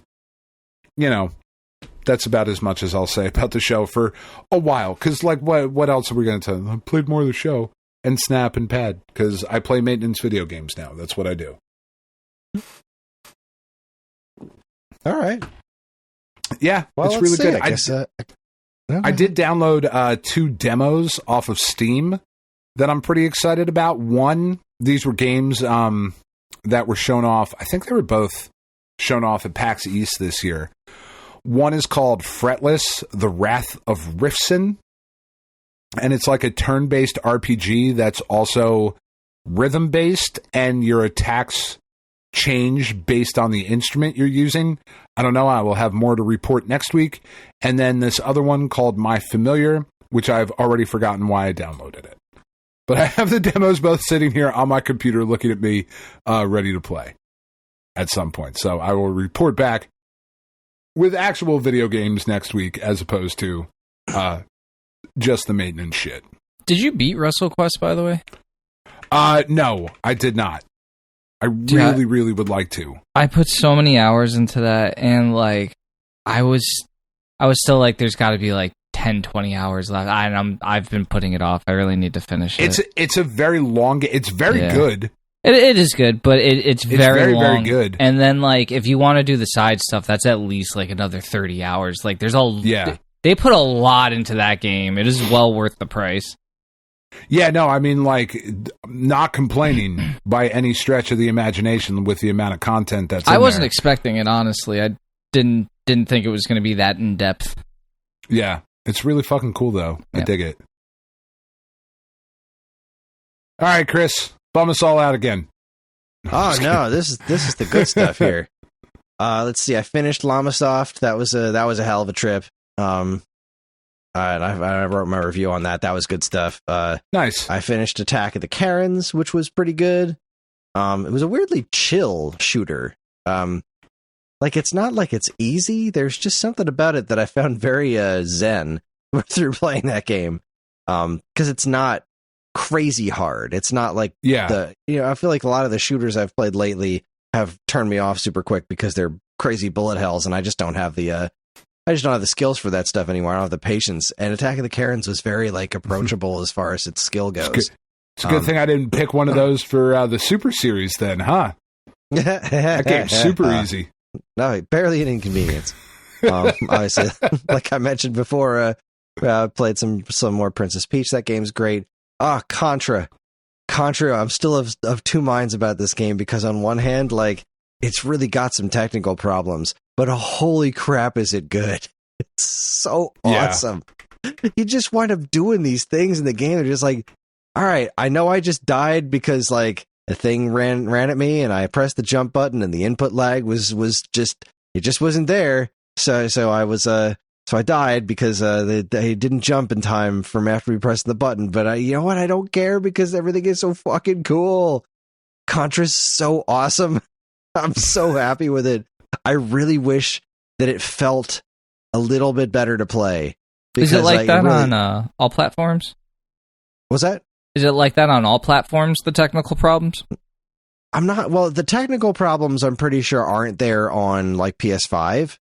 But anything other than PS5 and Steam, the technical problems aren't there. I don't know about the input lag because the input lag doesn't seem to be that doesn't seem to be a technical problem. It just seems to be the way it works. Yeah. Because it's just on the jumping. Like, the game doesn't have input lag on anything other than jumping, which is... That's weird. Fucking strange. Yeah. But also a super important part of fucking Contra. An extremely important part of Contra, because it's the way you get out of the way of things. Yes. And I think I mentioned last week, I am still having problems with it in terms of me being old and not being able to just follow as much of the action. Like, I went back and played the first couple of levels of Contra 3 after playing it, and I died a whole bunch straight away because Contra Operation Galuga has a double jump by default. So like going back to not having a double jump like really threw me off. Even though it's Contra 3 and like I've played that game a bajillion times, but like I'm keep trying to double jump, like nope, that doesn't work anymore. You're not playing that game. But I can read that game so much better. Like sprite based stuff, it's so much easier for me to see. Whereas like this sort of 3D-ish game, I personally just have a hard time following the action a lot of the times, which would be great. I am an old man, and it would be great if I had more precision in my jumping available to me. Sure. But I don't. Seems like a big ask. Sunsoft released the Hebereki on Switch. It's like the Japanese version of Euphoria the Saga. Yeah. It's only a couple of bucks, but it's from City Connection, and their port of Gimmick burned me pretty hard. So I'm like, do I drop like $6 so I can comfortably play through Hebereki on my Switch? That would be lovely. But if it's got the same, like, not necessarily bad, but like not so great presentation as Gimmick, especially in terms of the input lag, I think I'll just keep playing it on my NES. But none of that stuff matters because last night, yesterday, they released Cash Cow DX on Atari VCS, and it is so goddamn good. Cash Cow DX is the next game from the people who made Donut Dodo. Oh, nice. It is so good. You're this adorable cow, and it plays... God, I want to say it reminds me a little bit of Mappy. This is on Steam, too. Yeah, it's on VCS and Steam, and it's coming to Switch. It seems like it's supposed to be out on Switch already, but it's not. Holy shit. Their website just has it listed, the Switch listed as one of the platforms, but it's not there. Yo, this looks like that, I don't know if you ever played it, that McDonald's game, like the platformer. Jesus Christ. McKids? No. You were Ronald in this one, and wow. Yeah, no, I don't know. It reminds me, like, because this is super bright and colorful, and, like, the way the effects work, it's really pretty looking. Yeah, it's wonderful. It does. It reminds me a bit of Mappy, but also a little bit of that Annalyn game that came out last year, which is also really freaking good, except it's kind of more fast-paced. It controls really slippery, and I'm not sure if it's... There was an update on the VCS not that long ago, and I feel like I'm having issues with, again, keep talking about input lag, but I feel like I'm having issues with lag on the VCS that I wasn't having before, because I was trying to play Mr. Run and Jump on the VCS, and there's like a noticeable input lag on that, and I'm like, that doesn't seem right to me. I don't know, something weird's going on there, but even with the slippery controls, like the game's hard, just like Donut Dodo, it's super tough, but oh my god, it's so much fun. I was having such a blast with it in like the 15 minutes I've actually had to play video games in the last day or two because I've been so freaking busy. But yeah, Cash Cow DX, I freaking love it. And yeah, I've been playing a lot of good games. Like Contra's great, Princess Peach is great, Llamasoft was great, Cash Cow's great. Thinking about that Paper Mario game. Which one? 1,000 Year Door coming out next month, I think. No, it's May. And like I've never played that one before, and neither have I. I kind of want to get it. Amazing game. Yeah. Well, I mean, did you like Paper Mario? I've never given Paper Mario enough of a try. All right. I mean, maybe try that Mario first. RPG is like one of my favorite things ever, and people friggin' love 1,000 Year Door. Like, it's Paper Mario like cranked up an extra notch because they just went that extra step to make it that much better. Paper Mario is a great entry, but 1,000 Year Door was like they just put a little bit more polish on it. That's what I'm told. Yeah. I don't know. I guess we'll see. We'll see where I'm at. Oh, and I think I think I might be done with Metal Gear for now. Like, I just don't have the time to really go through 2 and 3. I am going to get to 3 eventually, but I did play enough of it to just kind of like feel how it works on the Switch. And really the only thing I noticed about it, that because I booted up my PS2 version copy as well, The only thing I really noticed about it is it's less sharp than 2. 3? That seems to... Yeah, 3 is like, it's a little bit... It's a much bigger game, you know what I mean? Like, it's more, like, open, you know, like all these outdoor environments and stuff. So, like, I imagine that has a lot to do with it. But I never really realized until, like, really going back and looking at comparing 2 and 3 over the years. Like, yeah, it's a little bit softer looking of a game, and you know, when they're cranked up into HD, it's a lot more obvious that it does have this this like filter on it. Almost, it looks like like it's kind of hazy almost. Yeah, and I'm sure that had a lot to do with just, you know, how do we make this game work on the PlayStation 2?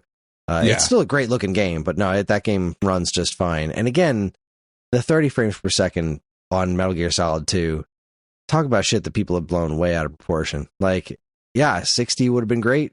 I'm sure it would have looked fine. I mean, I'm sure it would have looked better, but like, really, the game does not look bad at all at 30 frames per second. Did it run at 30 when it came out? On PS2, it ran at 60. Oh, shit. Well, all right. I mean, but this new not HD version is at 30. Well. And I think it was across all platforms, too. Like, I think that was the thing that's a little more surprising, folks I guess. A lot about it was just like, now we locked this shit at 30 because we're just not going to put in the effort. That's a little more weird. It's such a weird collection. It is like the games themselves are so good, and the collection does like half the shit right, but the other half is like, man, you could have put some effort into this. Konami just has a little bit. So, there's something just with that company, because when I was going through my Silent Hill playthroughs on Twitch, when I was playing, I think it was 2 into 3, I said there's like a distinct difference in quality on these games. And I started going into like production cycles and stuff. They crank these fucking games out like to the point where it's just trash. There was like 3 years in a row they released 3 games, and like I don't know if you guys played 3 or 4? God, no, I'm not a Silent Hill guy. Not in the longest time. Absolute fucking trash. Anyway, they remade them for the 360. Bunch of shit. Well, they remade the 3 and 4 for, I think, the 360. No, 2 and 3. And I was like, well, why didn't they make the first one again? Because I thought the first one, mechanically speaking, was a way better game. So some dude in my Twitch chat is like, oh, they lost the code. And I said, what do you mean? He said, no, they lost the code. They deleted it and it's gone. So that's why they've never remade it. And I looked it up. That's what happened. They deleted it's just gone. That's why they've never fucking... Like, how stupid can you fucking be? Like, what the fuck? That just boggles my mind. A whole game is just in the wind. Never... I mean... Obviously not never, but like that code, the original that was on a hard drive somewhere, is never to be found again. Did you ever hear the story of why it took so long for stuff like Castlevania Bloodlines to show up on like a virtual console? Please tell me. They fucking forgot. It's just, oh my God. Just wasn't on the list. Nobody remembered to put it on the list. Like that was it. Dude, it's just a company full of idiots working there. Like, they have the potential to do great things, but yet it's just they have the gold and it turns to shit every time. Not to shit, Konami but it's arguable that they just don't make good decisions with all their titles. Yeah, you think back to NES, Super NES, the 8 and 16-bit era, they were on top of the world. Like, they were just about the best there was. But then after that, it just kind of tanked things. And not completely. No. I mean, obviously, the PlayStation era, they did Symphony of the Night, they did Metal Gear Solid, but then, like, just kind of, that was the start of it going downhill. Because it was like those, what else did Konami do on those? Oh, Silent Hill. All right, never mind. I'll give them that generation, too. It was after the PS1 generation. There you go. What else have these guys done? No, because you're right. That's when quality started dwindling. You know, you really had, it was Metal Gear at that point. That was their big one. And then after that, Metal Gear became... big one. Well, yeah, I mean, Metal Gear, Silent Hill, Symphony of the Night, those are like defining PlayStation games. On PlayStation but then 1. over on the N64, you had stuff like NHL Blades of Steel, which was fine, and the N64 Castlevania games, which were, again, they're not as bad as everyone says, but they're still not great. They're pretty fucking bad, though. Oh, I don't know that I would go that far. I would just People say they're not they're great. really bad. I made it through the first Kris. game. They're really not that bad.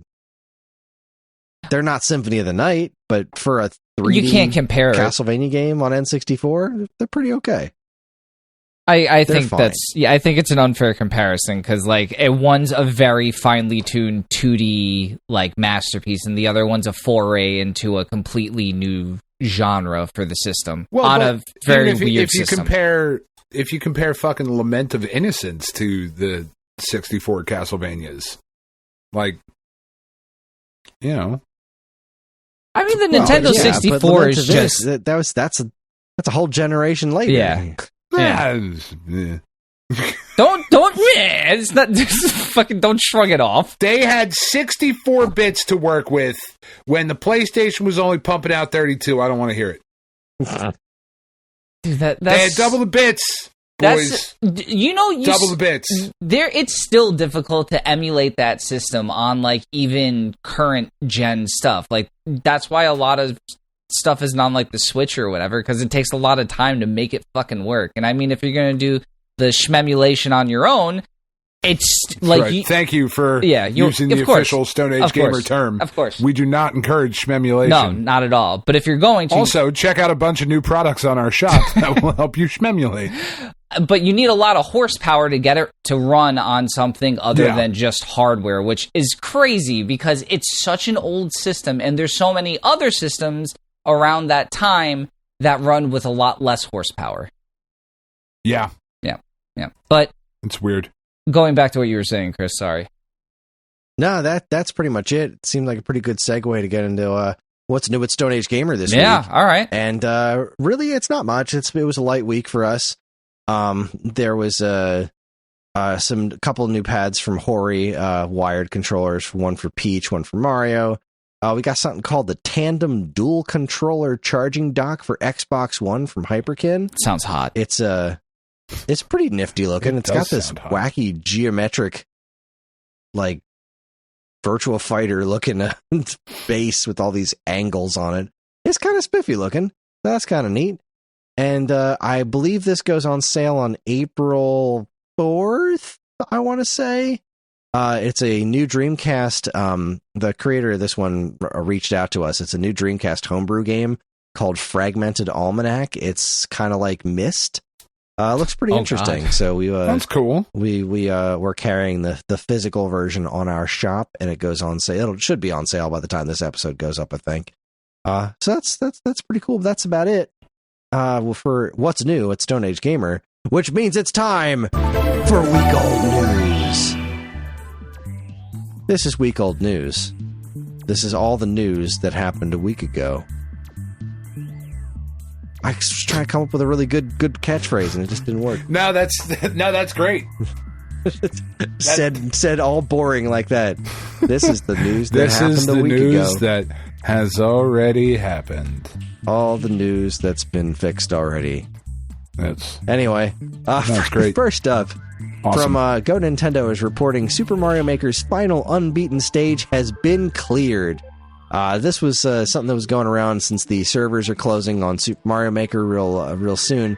People have been out to beat every single level, and there was one left that nobody had beaten. And it has finally been cleared. It was, what is it? Team 0% has cleared all Super Mario Maker 1 courses, so apparently one person's beaten them all, which is nuts. And that dude is a fucking nerd. And I love him. Absolutely. What an absurd goal to set for yourself, though. I'm going to beat every fucking level that you smacked asses have come up with. I feel like he needs something for that. Like, yeah, that's crazy. Yeah. There is a lot of schlock there, so that is hours upon hours of playing. Mario Maker. That is dedication, man. Good for him. Yes, it is. On to more interesting news. Yuzo Koshiro's shmup Eartheon is pushing Sega Genesis to its absolute limits. Have you guys seen this game? Yes. Wait, it's a new game? Looks fucking dope. Yeah, it looks pretty wild. Yuzo Koshiro is working on a new Sega Genesis game that is, I mean, visually speaking, it's a stunner. Eartheon? Yeah, Eartheon. Eartheon, sorry. It's not Shade, it's Sade. Looks kind of amazing. For what they're pumping out of the Genesis there. I can't wait to hear that soundtrack. All right, because with Yuzo Koshiro working on it, it's going to be a killer soundtrack. Pretty wild stuff. Yeah, I really do love the fact that like there is still active development from like relatively well-known people for these old ass fucking systems. It's pretty wild. This game looks like it's going to be too hard for me, but I think I would love to give it a try. Yeah. When's it come out? Let's see. The Koshiro has reconfirmed that the game is expected to launch on modern consoles and says the release date will be the end of 2024 at the earliest. Okay. All so right. it's still a ways off. So 2025. That story comes from a time extension, by the way. Shuffling right along, because we've got a lot to talk about. It's getting late. From Retro RGB, homebrew GameCube Ethernet adapters are a thing. That's pretty Macho cool. Nacho Productions posted a video showcasing the ETH2GC, a homebrew Ethernet adapter for the Nintendo GameCube designed by Extremes and WebHDX. The adapter uses Swiss to trick the GameCube into thinking the ETH2GC, well, you got to come up with a better name for that, is an official broadband adapter, allowing net and LAN play on the much cheaper devices. It's only $35, which is pretty wild. So yeah, you can play your GameCube games online. Anything that was there you go, guys. Fantasy Star Online all over again for you. Yeah. Anything that was LAN compatible. So what was that? Yeah, I know there's like Mario Kart Double Dash. I think a Time Splitters game. NBA Live 2005. Oh hell yeah! About to fucking get Tim Duncan up in here.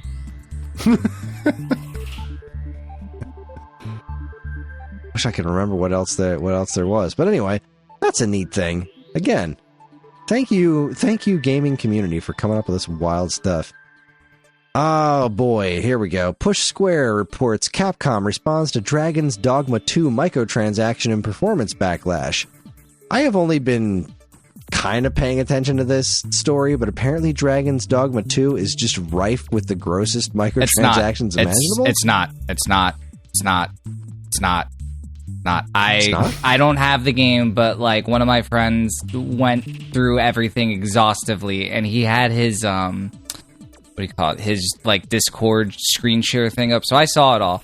You can get it all with in-game money, but if you don't have the time and don't want to do that, you can buy it, which I think is completely reasonable. Yeah. I guess that really depends on how deep the grind is. It's not that much. Like I saw the more basic things like skin changes and appearance stuff. It wasn't that egregious, so I don't think it's out of the realm of possibility. So yeah, I think people just need something to be upset about all of a sudden. Yeah, I don't know all about of a sudden. Have you not been on the internet before, Dean? Well, I mean, they're picking Dragon's Dogma now is what I mean. But the technical stuff I don't know about, but as far as the microtransactions go, it's grossly overstated. Okay, well that's good to hear, I guess. I have kind of an issue with a $70 game asking for more money out of microtransactions on things like costumes. I think it's fucking gross, honestly, but yeah, I guess that just is where AAA games are right now. As long as that stuff is just cosmetic. I think if it's a matter of convenience and you can still get it in game normally, I don't have a problem with it. If it was like, yes, like you're speaking, you know, it's just the only way to get it, you know, otherwise you're shit out of luck, then that's pretty fucked. But Yeah, I mean, I don't think it's too crazy. Should this stuff probably just be free in game? Yeah, I don't think we need all these extra tools with like, if you don't have time, you could just buy it. How about you just don't charge for it at all? That's super simple. I mean, but that you are asking companies. I'm not saying I agree with it. Like, I think I know I'm a fucking communist for bringing it up. I'm a terrible fucking person. No, I think I've been pretty clear on my fuck corporation stance on this podcast, specifically in the last couple of months.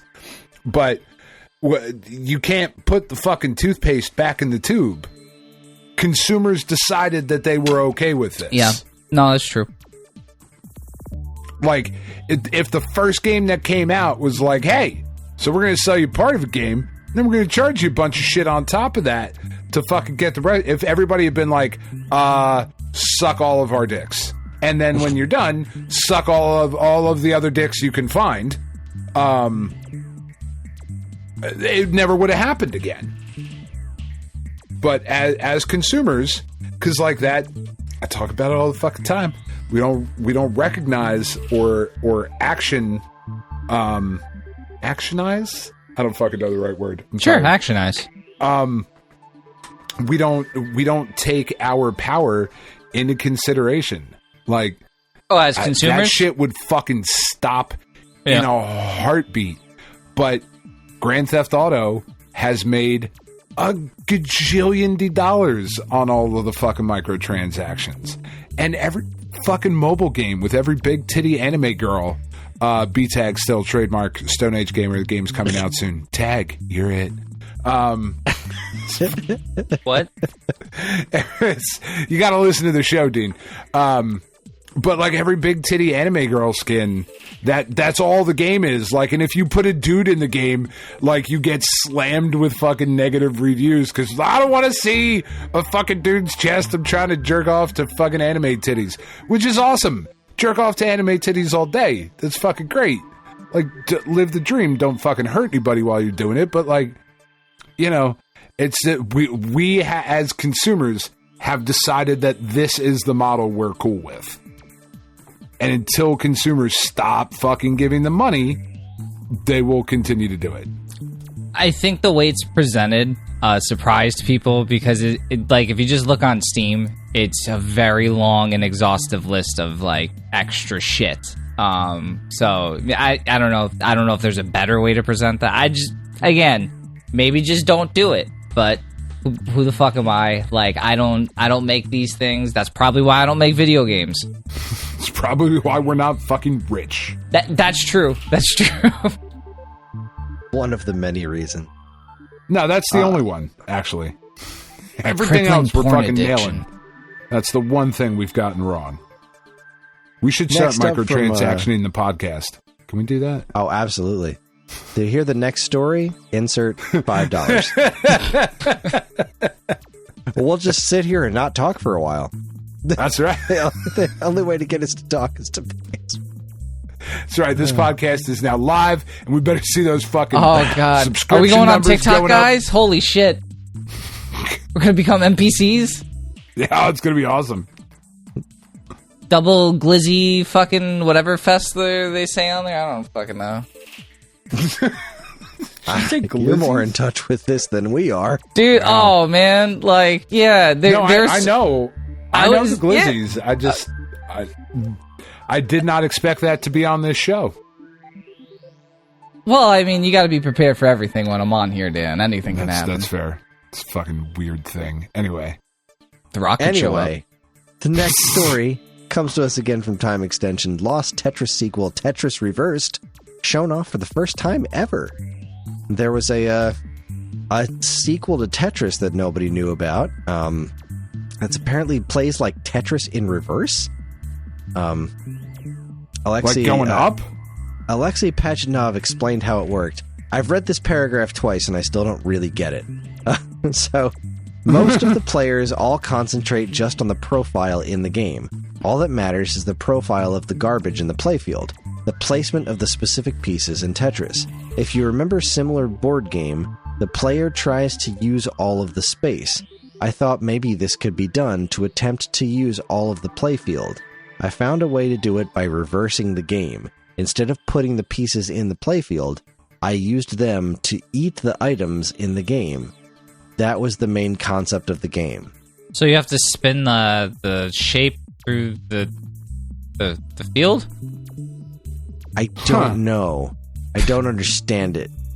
It's neat, but I didn't read it weird, by the way. That's how it's typed. Like, to attempt to use all of the playfield, like there was a couple of statements in there that just didn't seem like they...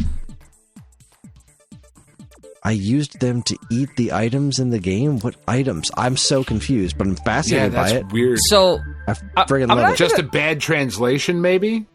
He's Russian. Alexei Pajitnov is pretty Russian. I imagine he just doesn't speak super perfect English, yeah. Yeah. Well, so... Since there's a gameplay video somewhere, because the other quote says, when you see the gameplay video and when you look at the design elements, this is Tetris for like 300 IQ people.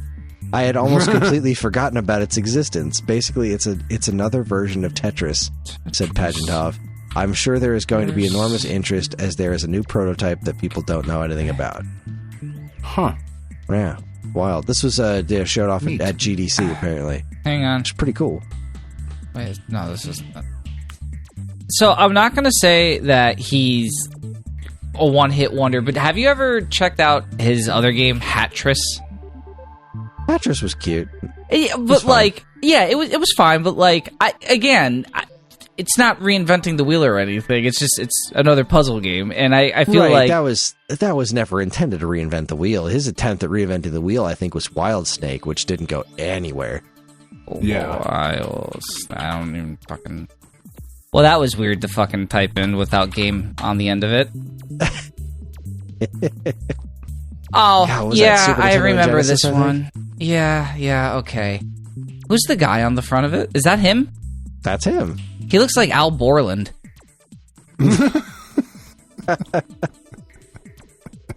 No, dude, from a glance, that just looks like Al Borland's stamp of approval on Wild Snake. He really likes this game. I don't know. So, Tim. Yeah, I don't like it just seems like he tried to do the same thing but like replaced it with more items. Cool shit, but you know, more puzzle stuff. Did he ever try to do anything not puzzly? I don't think so. I don't think game design was really his calling in life. I think he made Tetris and he's like, well, that was cool. Yay! People like this? I did a thing. Well, I mean, that's still cool. I'm gonna have to play Wild Snake. I don't think I've actually touched this at length.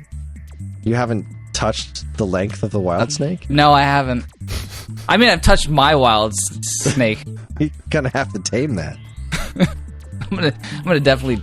There are some weird pictures. What is this? Angry Wild Anaconda Simulator Game 2023. What? All right, I'm sorry. Keep going. I don't want to take away from this. It's a free download, though. We should get it.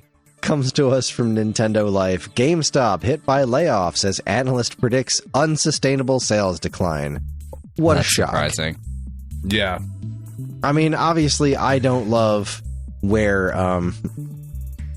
physical media is right now. It makes me sad because, well, physical media is things that you own, and we're all, like Dan said, people are voting with their wallets. If things become okay, then you can't makes me sad too, buddy. In the tube, but I was part of the problem for a long time. I admit, I've seen the error of my ways. Seeing GameStop hurt, though, that gives me no small amount of satisfaction. Yeah. Considering what that company did to me, but yeah. So naturally, they laid off a bunch of folks because that's just the way things are, and they're losing money. Yeah. I mean, have you been in a GameStop recently? They're really stupid. They're just man. I remember T-shirts, pop figures, little tchotchkes and whatnot. There's some games in there too, but the whole center of the store is just like Here's a bunch of stuff. Bullshit. It's on clearance. Yeah. And we don't need Nobody it. wanted it in the first place. Yeah, it's always on clearance. And like, at least at the GameStops by me. I can't speak to GameStops by you or whatever, but everyone fucking sucks that works there. No, Everyone sucks.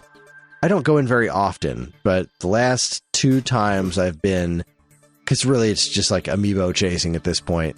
Yeah. The last 2 times I've been at my local GameStop, there's been a different girl working behind the counter, and she's been perfectly pleasant. Both of them were perfectly pleasant. There is a GameStop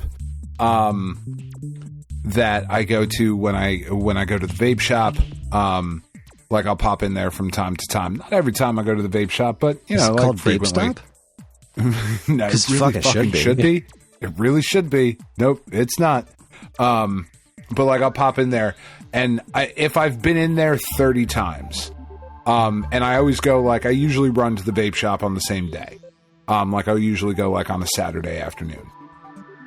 So you would expect GameStop, you know, there would be people in there. Sometimes there is, sometimes there isn't. But the dude who works there is always on his phone. Always. Without fail. Every single time I've walked into that store. He has never said a word to me until I've walked up to the counter with whatever Marvel Legend I found on fucking clearance to buy there. You know, like, and then, hey, do you have a membership? No. Fuck off. Leave me alone. Yeah, like, it just, every single time and I know that makes me sound like an old fucking man, but it's a thing that I notice, and it does really bother me. Well, you're not paying people enough to care. It's starting to really bother me. I don't fucking care about that, though. Like, I really don't. And I know this is like a weird thing about me, because I'm very much of the opinion of, like, minimum wage is bullshit. It should be raised.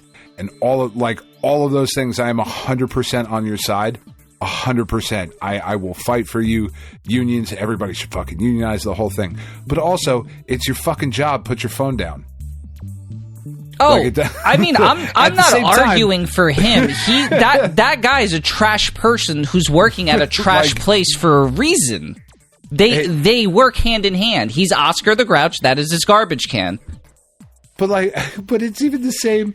Like, I went to Wawa the other day, and like I was standing in line, and like I'm standing up at the counter, and the person's like starts ringing me up or whatever, and their phone buzzes, and they go, "Oh, hold on one second." Wait, you should. Okay, like, that's weird.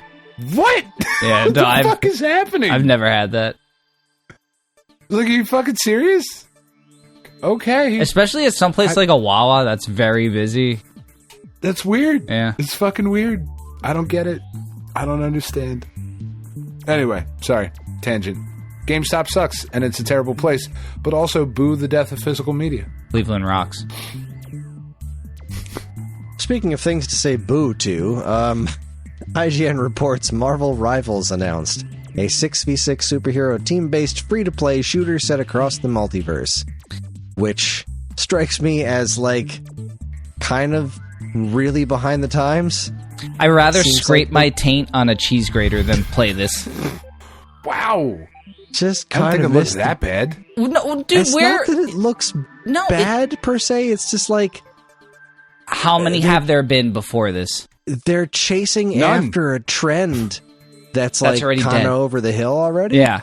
No, you're absolutely right. Like, I mean, Fortnite would beg to argue that. Like, no, Fortnite's a completely different game. Fortnite has won. That's the thing. Yeah, like, but like, all the copycats have already gone up against it and failed. Now it's like, okay, well, but this Marvel's is just pretty fucking big.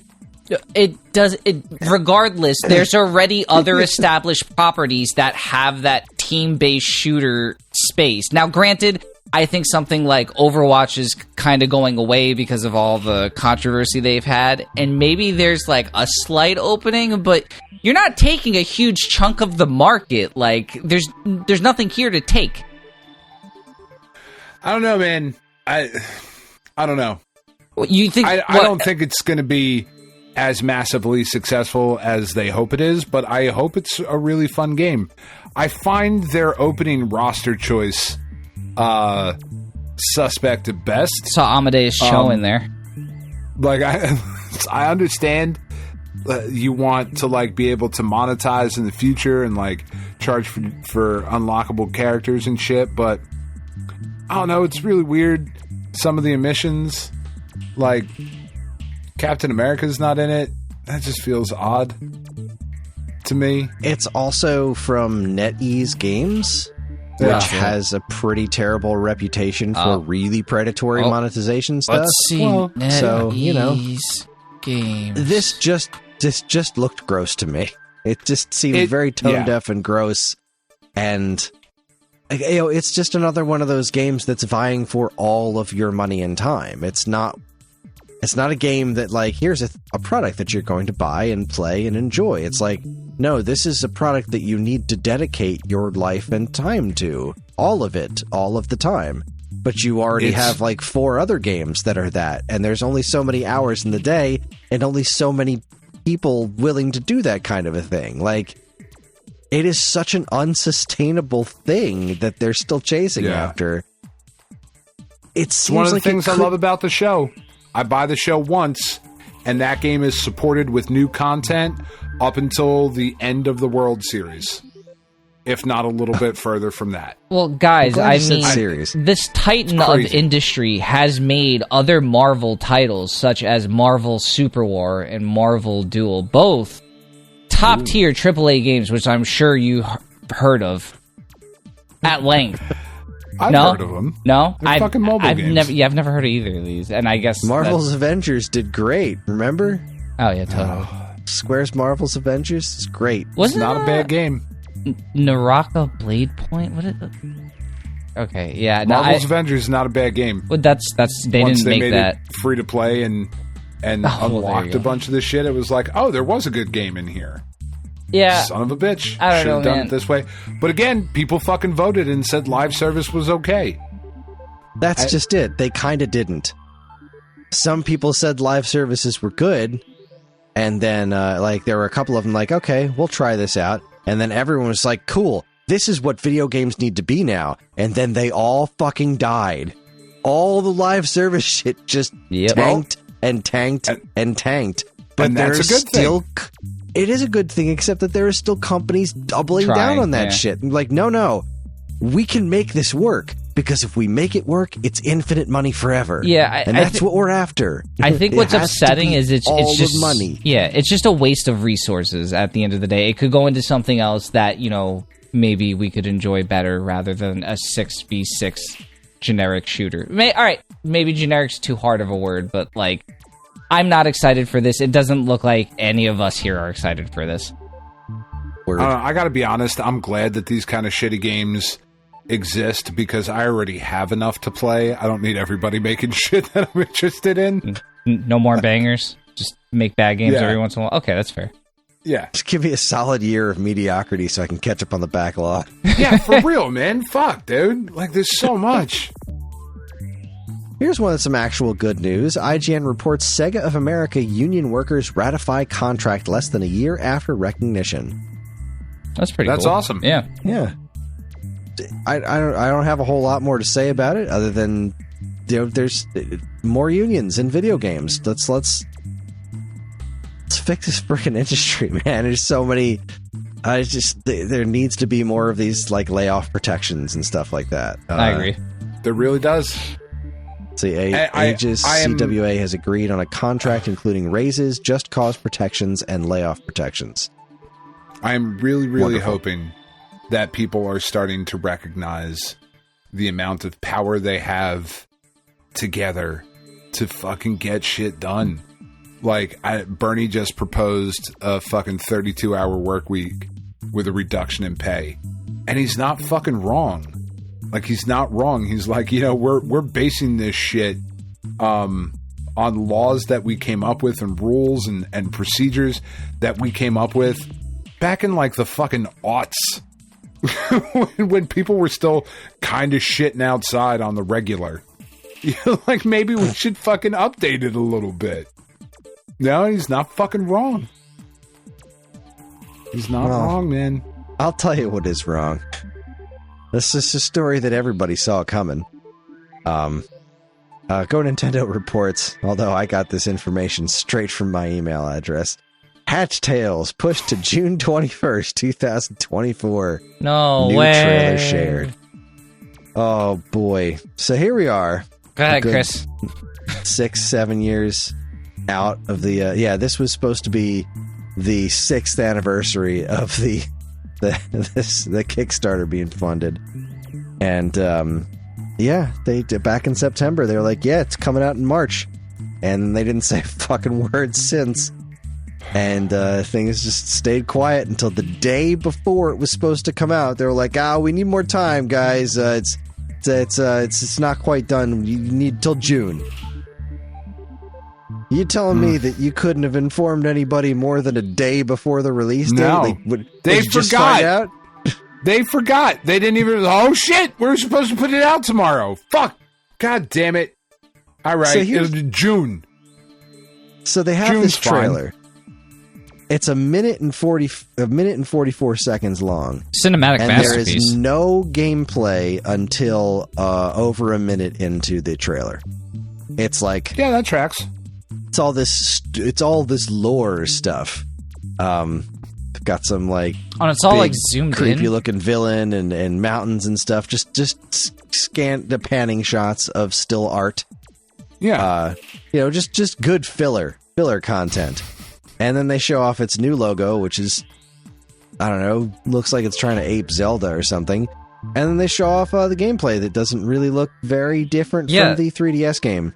That's why they didn't want to show you it. So here we are. You telling me this is what you spent all your time on? This was your year's worth of stuff? And like experiencing wonders never before dreamed of. And he's like running across a bridge that's collapsing underneath his feet. Like, I did that shit in Zelda 2. Did that shit in Pitfall. Fuck you. But did you do it with a bird, Chris? Showing me anything. What's that? Did you do it with a bird? It's a fair question. It's a very fair question. Well, there you go. Dean. It is a fair question. Now you got me there. All right. You got it. It's different. Nailed it. Kinda. He's wearing a backpack. There were a couple of folks that were like, yeah, the trailer looks amazing. And I'm like, what are you watching? It looked like an iPhone game at best. About this. It looks fine. Just like it's really not resembling the game that we backed anymore. Like, okay, but what are we doing? What are we fucking doing here? The fact that nobody's holding this guy's feet to the fire except for people in the Kickstarter. Like, I've had an exchange with there's a guy in the Atui Discord that actually works for the company. And I was just like, look, I don't mean any ill will to you personally, because I know you're not working on Hatch Tales, but how in the world how do you work for this company? Like, seeing what's happening, like, how do you go to work for this guy, seeing what the way that he treats this situation? And he's like, oh, you guys don't understand. They're doing everything they can to get this game out and make it make it the best game for you. It's like, no, they're fucking not. No, they're not. And why are you lying, bro? That's not what's happening. They could be working hard on it now. I'm sure they've started working hard on it a couple of days before that trailer needed to come out. I'm sure they're doing something now, but they're not. This isn't what this is what we ordered. This isn't what you asked us to give you money for. Like, this isn't like, oh, you've changed the scope of this game. I can't wait till it comes out so I can try it. This is, please give me money so that I could port the 3DS game to Switch. I'm kind of bored by this. I'm going to make it into a whole different thing 6 years later. That's not how this shit's supposed to work. What are you fucking doing? And nobody is holding his feet to the fire. Jules Watson's whole thing is like, if he just completely ignores any negativity about his products. And it's like, okay, well, that must be great for you, but this isn't a bunch of angry nerds on the internet. This is people you asked for money from, who then gave it to you, and you're just doing not what you promised you were going to do. Yeah, you're just doing what you want. Just doing what you want. What a shitload of fuck. Yeah. Yeah. You know my stance on the Kickstarter shit. Yeah, it's a fucking disaster. Anyways, Go Nintendo again reports Nintendo restructuring testing center ahead of Switch successor. So there were a couple of layoffs at Nintendo, which obviously the most headlines framed it as nefariously as possible. Sure. But it says the actual story is a little bit different than what we're seeing from other places. Let's see if I can find a nice, concise version of this. A test center in Washington will undergo restructuring, with some contractors being moved into full-time positions while others are being let go. Nintendo has confirmed that employees being let go will receive severance packages. Specifically, Nintendo has said that they've reorganized product testing functions to drive greater global integration in game development efforts. So, that's something. They're helping folks out, and some people are being let go, and some people are getting moved ahead. Look, Nintendo's still a giant corporation. They're still not necessarily the good guys, but... No, they're definitely not. But at least this one makes a degree of sense. The people that are getting let go are contractors, which, now again, I have personal experience with companies hiring contractors because that's just the easier... That's the easier kind of employee to let go than a staff employee. There's a lot of negative undertones there, but... At least with this one, things could be worse. So, when looking at the industry as a whole, it's hard not to see that as kind of a positive. Yeah. It's all sadness. Still. Hey, Joe Lieberman's dead. And nothing of value was lost. IGN reports Joe Lieberman, longtime senator and anti-video game crusader, dies at 82. This is the guy that made a whole big stink out of Mortal Kombat is poisoning the youth of America. Yep. I have, we should just move on. Yeah. I have thoughts that do not need to be expressed here in pleasant and present company. Pure Xbox reports Halo support studio certain Affinity axes 25 jobs. This is another layoff. Not a huge mass layoff, but 25 jobs is a lot. However, this is the first major layoff in this company's 17-plus year history. So that's pretty impressive. Yeah, that's... Again, it sucks that this is a situation where their layoffs have to occur, but you look at a company like this and say, all right, this probably isn't quite as nefarious as a lot of other places because they've avoided doing it for over 17 years, so all right. But still, things are dire all around. Yeah. It is not a good time to work in the video game industry. Just like in our last story here, we'll point out, Push Square reports layoffs hit Gearbox staff hours after Embracer sale. Gearbox was sold off by Embracer, and then within hours they started the layoffs. I don't know how many. There's no real numbers attached to it, but woof. It's not what you want. No, it's not. Everything attached to Embracer just seems like that whole thing really spun down the toilet nice and quick, didn't it? Yeah, it really... who could have seen that coming? Yeah, let's just buy everybody. Let's buy everything we can. Buy. What could possibly go wrong?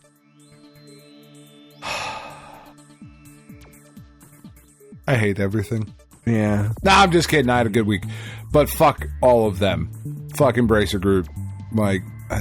Come on, man. Yeah, bad times. I probably should have structured the story so that we talked about all the layoffs first and then got to the good news later. Yeah. Oh, God, you're so bad at this. I'm going to start trying to... 500+ episodes in, Chris. I'll get the hang of it one of these days. I'll start trying to structure the news story so we can focus on all the layoffs first, because it seems like every week we're going to have some kind of story about mass layoffs. Every week, people are fucking losing their jobs. And, people are losing their jobs everywhere. It's just... Yeah, this isn't exclusive to the video game industry. No, it's not. It's fucking really, really sad. And with that, we're going to take ourselves a quick break. Gonna go cry in the When corner. we come back, we're all going to climb aboard the SAG Cartoon Express and talk about Sonic the Hedgehog. You're listening to the Stone Age Gamer podcast from Geekade.com. Stick around.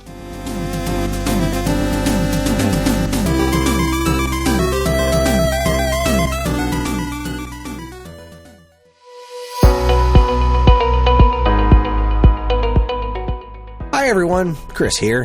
Podcast listening is free, but podcast creation is not. That's why the Geekade Patreon exists. In an effort to help us pay the bills, we've got a Patreon page set up where you can gain access to our monthly podcast topic schedule, get early access to many of our shows, and more. If you'd like to help support Geekade and keep these shows running week after week, head over to the Geekade Patreon page, linked in the show notes of this very podcast.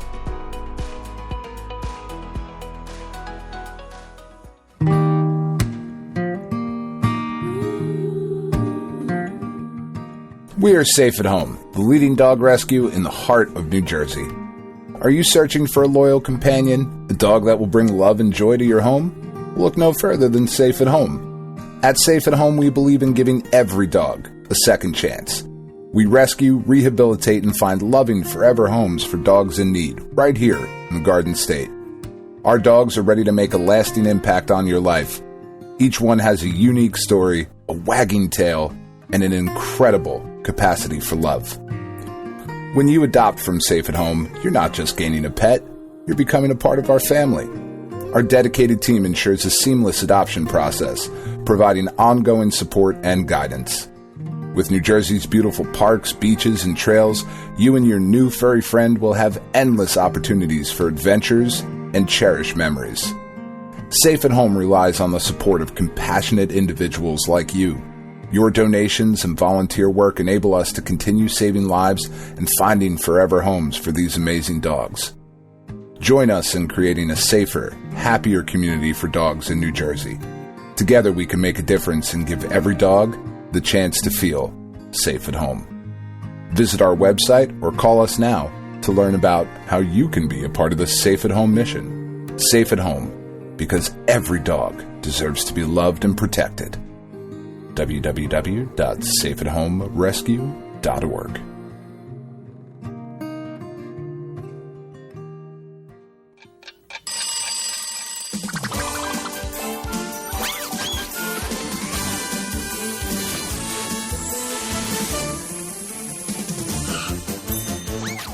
All right, we are back. Dean is drinking some sort of cold beverage that I don't know about. Oh, yeah, because I know you two were talking, and I'm like, you saying these words, I don't know what they mean. Yeah. But, we're going to jump on board the Cartoon Express to talk about the adventures of Sonic the Hedgehog, Season 1, Episode 29, Robotnik Jr., originally aired on October 22nd, 1993. But first, Dean, what are you drinking? Drinking for my beer friends out there, Big Oyster Brewing Italian Ice Shandy, and it is made with Italian ice from the only Fusco's original Italian ice, which I don't know where that's from, but let's take a sip. A shandy, for those of you who don't know, is like a mixture of lemonade and beer. A shandy?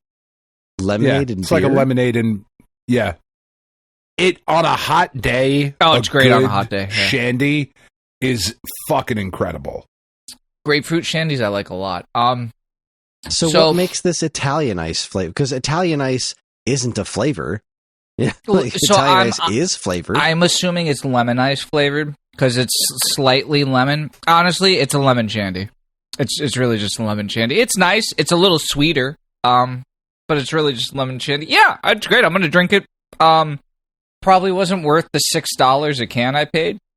But Christ. Yeah. $6 a can for a shandy is that is pricey. It's one of those big boys. How big are the tall boys? 16 ounce. Yeah. So like I get it, but I'd probably not worth anyone's time outside of like shandy lovers. It's just okay. I thought I was gonna have a terrible reaction, but I didn't buy myself an IPA, so thank God. I just finished my last pocket trick from Forgotten Boardwalk Brewery in Cherry Hill, New Jersey. They closed at the end of February. R.I.P. Because their space was sold out from under them by their piece of shit landlord. Like totally snuck around with their neighbors and like sold their space to the neighbors. It was fucked up, man. And there's such a good brewery, and like they would do really, really cool, interesting things on their cans. Like a lot of their stuff was named after like Jersey Shore, like myth that's cool. and lore and stuff. It was really fucking cool. And they put out this IPA a couple years ago called Pocket Trick, and my opinion, for whatever it's worth, one of the best IPAs produced in New Jersey. It was fucking incredibly delicious, and I just drank my last can of it tonight. It makes me sad. Pour one out, or into your mouth, I guess. So, Dan, you've got a bunch of dogs. Yeah, I encountered a situation today that I thought was pretty wild, and it has nothing to do with Sonic the Hedgehog. But I'm going to tell you a story anyway. This is a weird way to start off the Cartoon Express, but all right, it's got nothing to do with Sonic. So I'm cleaning the house today, and I'm going to throw some like some used rags into the washing machine. And my washing machine, it's been around for a while. It started to leak a little bit out of the door. That's not great. It's a front-loading one. Just a little bit, so I put a towel in there. I'm like, all right, well, it's old. I'm sure once it gets bad enough, I'll go ahead and replace it, and that'll be the end of that. But replace the seal. Buy yourself some time. Well, that was the thing. I looked at the seal. I was like, I don't see anything wrong with the seal. I don't understand why it's leaking. I just know that it is, and this is very strange.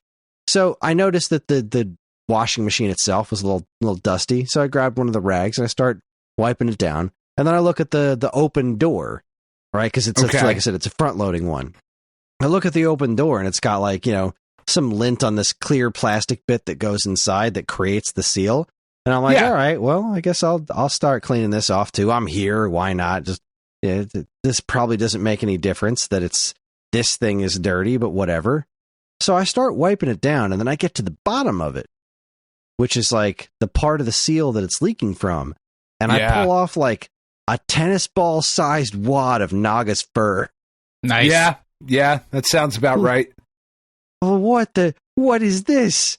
So I finished cleaning all the nasty rotting dog hair that's been sitting on the bottom of this thing. And I'm like, I wonder if that's causing the problem, right? Because you can't make a seal against dog hair. No, you cannot. So I finished cleaning it off. I do a load of towels in the wash and dry as a bone. So, hooray, I solved the problem because there was a whole bunch of wadded up dog hair. Probably every 3 months or so, you should give your washing machine and your dryer a good cleaning. Yeah. Get the vacuum and down into where the dryer lint goes. You will... the amount of dog hair, I have to do it monthly, because I just have not only a large number of dogs, but dogs that shed quite a bit. Currently with Naga, we fucking replaced our couch this week with Peach, I mean. We replaced our couch with more dogs. Yeah, we just brought more dogs in. We sit on them now. It's now my couch. Yeah. Oh, it's totally fine. Peach had just basically destroyed the fucking couch that we had. Before she got here, the couch was not broken. And when I threw the couch out this week, the couch was definitely broken. Because she's, 100 pounds and jumps up onto the couch like she's a fucking little dog, which she is not. And, yeah. It just sucks. So she sheds a lot. It was all over the couch. Anyway, the couch is gone. You have to clean it with the two dogs you have every 3 months or so. Just get in there, pull the lint trap out. Especially on a front-loading washer, your lint trap is probably, depending on how old it is, it's probably underneath of it, which is a pain in the ass to get to. That's where mine is. The dryer's a little bit easier.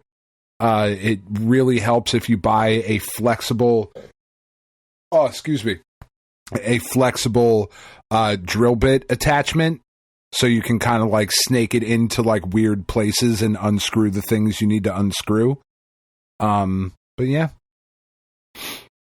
snake it right into that opening, Chris. That's what Wild she said. snake. Yeah, Bringing it back. Wild snake it right in.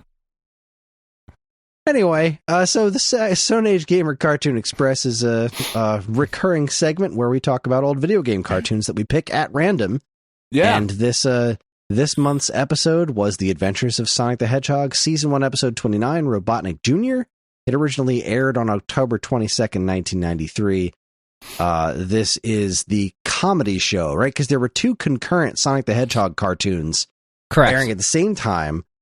Both voiced by Jaleel White as Sonic the Hedgehog, but one of them was a Saturday morning cartoon that had a more serious tone and like an overarching plot, and then there was this one, The Adventures of Sonic the Hedgehog, that was Looney Tunes, supposed to be a pure comedy show.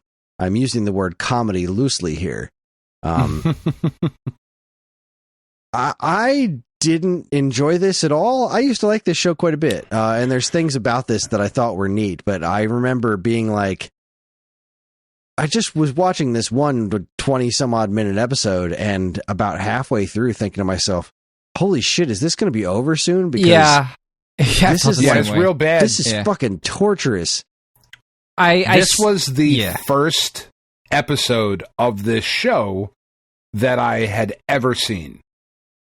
Shockingly, the fucking cartoon based on the video game property that I don't like is not a thing that I watched when I was a kid. And God, this was really fucking bad. Yeah, it wasn't funny. I will say that I really liked the environments. I like how abstract this show is.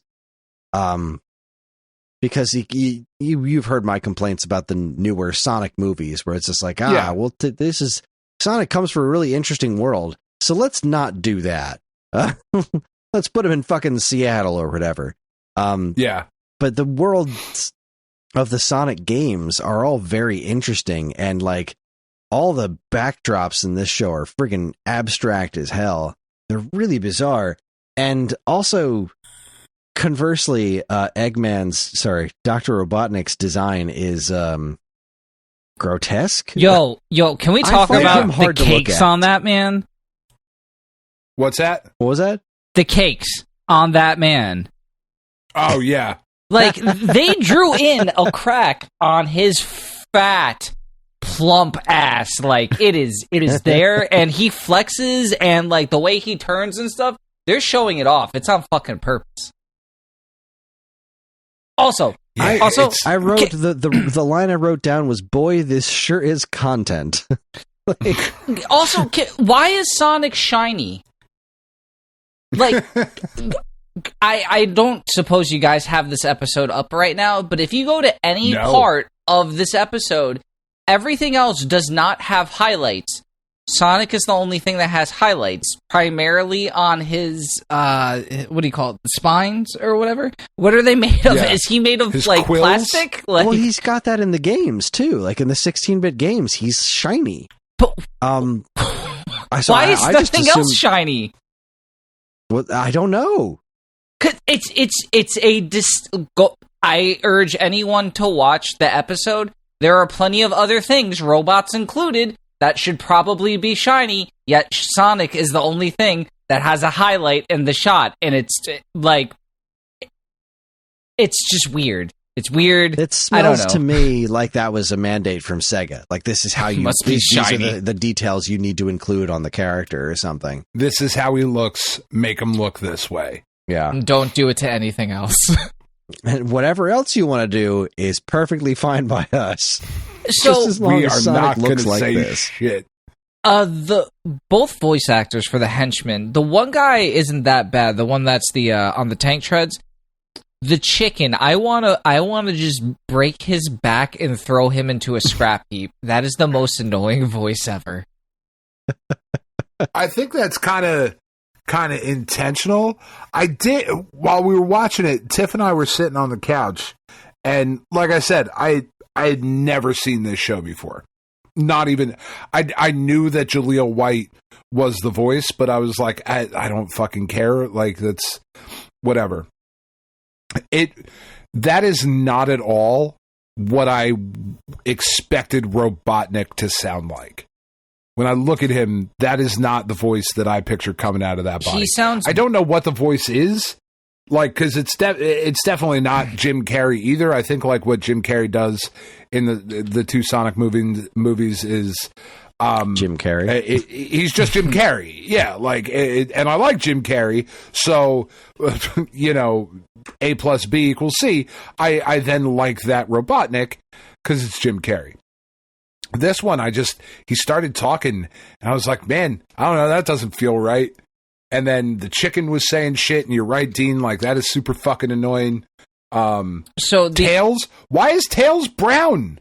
Well, there's a lot of things about that's weird. Also, like, the whole premise is weird, like, because we haven't even talked about the plot yet, like, that there was one. Hold on a second. Go ahead. The guy who voiced the chicken character, who I now forgot his name already, Philip Hayes. It's like Stretch Up or something like that, or hold on, it's Scratch and Grounder. Oh, yes. Okay, I was way wrong. In the he's done a ton of voices. The one that stuck out to me was in the Punisher video game. He did the voice of Bushwhacker. Now I don't remember that. Yeah. He's done additional voices in several Batman games. Now, you guys are looking at that one. Can I just tell you the voice cast of the other show that was on? Okay, so the other Sonic? Oh. Yeah, the other Sonic the other show. Sonic? Well, you should save that until we talk about it, because that'll come up eventually, because that's the way this is going to work. Okay. But yes, the voice cast in the other one is interesting, but the voice in this episode that really I thought was interesting was, what's this, Robotnik Jr.? Junior? Like, yeah, Junior himself. I'm listening to him like, boy, that sounds familiar. Who is it? He was voiced by James Corlett. He is the guy who did like Cheetor in Beast Wars. Oh, he shit, did really? Goku in the Pioneer Dragon Ball Z episodes. Like, except he's actually doing a really different voice. But yeah, that was him. Like, holy crap! Look at that. So Cheetor. honestly, besides it being annoying, it was a fairly decent like character. Like, yeah, you're meant to hate him. He sucks. Like but they're the bubbling henchmen. That's they did their job well. Yeah. So I mean, it's all fine, but you know, the biggest thing about this show is that it's mainly the same thing every time you watch it. It's bad. Well, it's copy paste every episode. It's Looney Tunes without any of the fun. So, you know, yes, you can watch this a few times and it's fine. But you know, Kris, this is actually a fairly interesting episode too, just because you have the introduction of like another character, and I'm pretty sure this character does show up multiple times after this. This is not a one-off appearance. I do believe you are correct. Which, like, it's weird. And then the fact that, well, no, this part isn't so weird.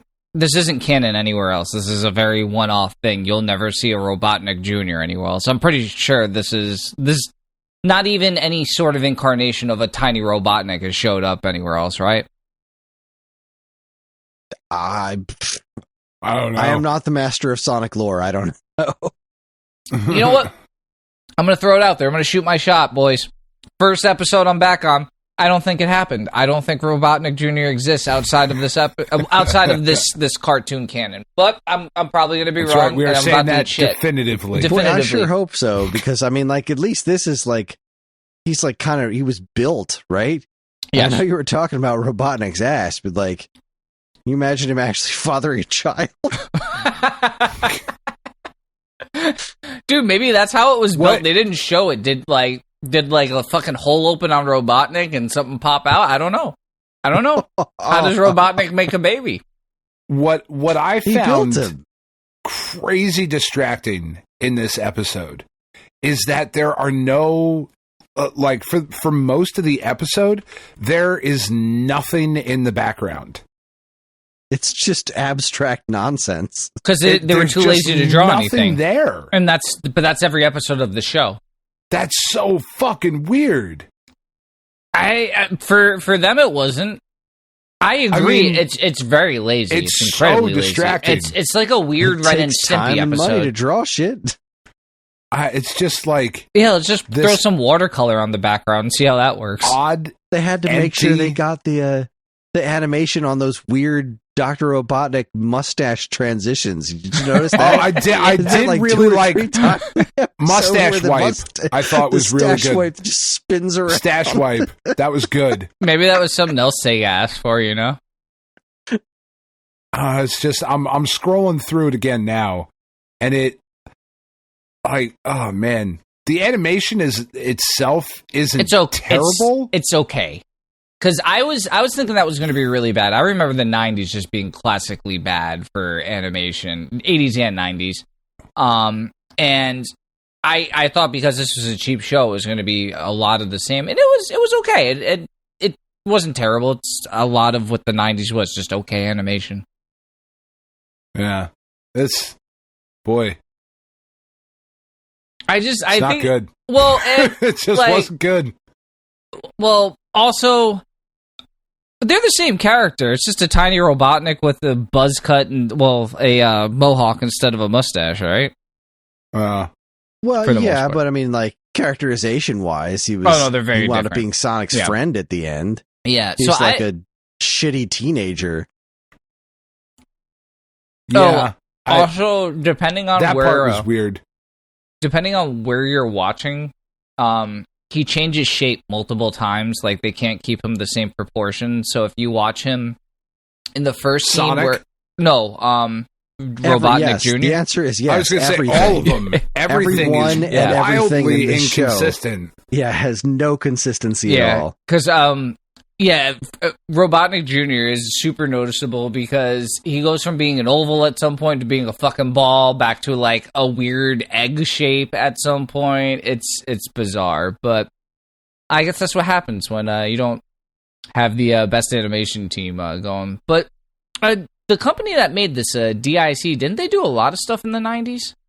Oh, they did a lot of shit. Was huge. Yeah.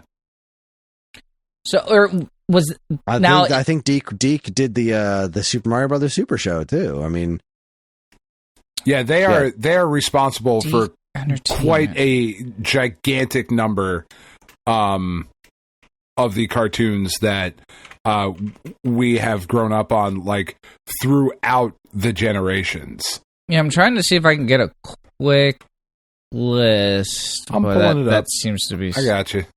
Hold on. Because I know in the 90s, like, I saw that fucking thing all the time. And I remember it was a little thing and it went, Deke!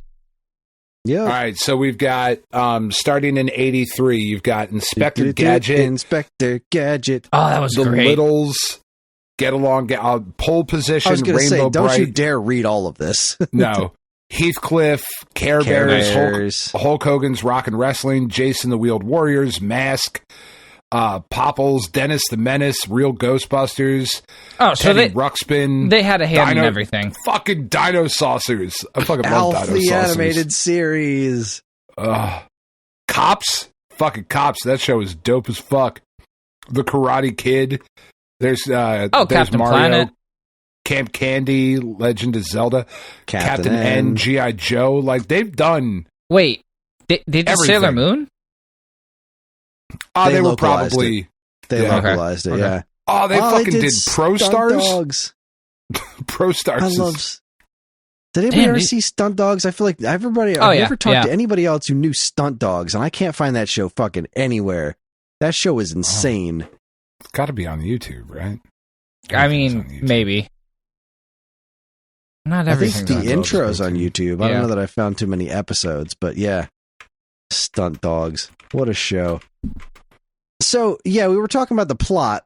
So, Dr. Robotnik, what the fuck? He just wanted to make I don't remember how it came about. Why did he make the baby him? Why because his henchmen were so fucking stupid. Right. He needed to make one of himself. Make someone, somebody worthy of him. Level. Yeah, because the whole thing was he had this really elaborate plan where he was going to catch Sonic. And it wasn't really that elaborate. The elaborate part was that... The elaborate part was that he built a maze, and Sonic was going to run into it, and he was going to close both of the doors. That was his plan. It wasn't some crazy thing. That's what it was. But apparently his robots couldn't do it, so he said, I'm going to make a mini-me of myself, and he'll help me do it. And I guess he didn't really plan that out well, because in making a mini-me of himself, he made a fucking shitty little brat that didn't want to do anything. Yeah.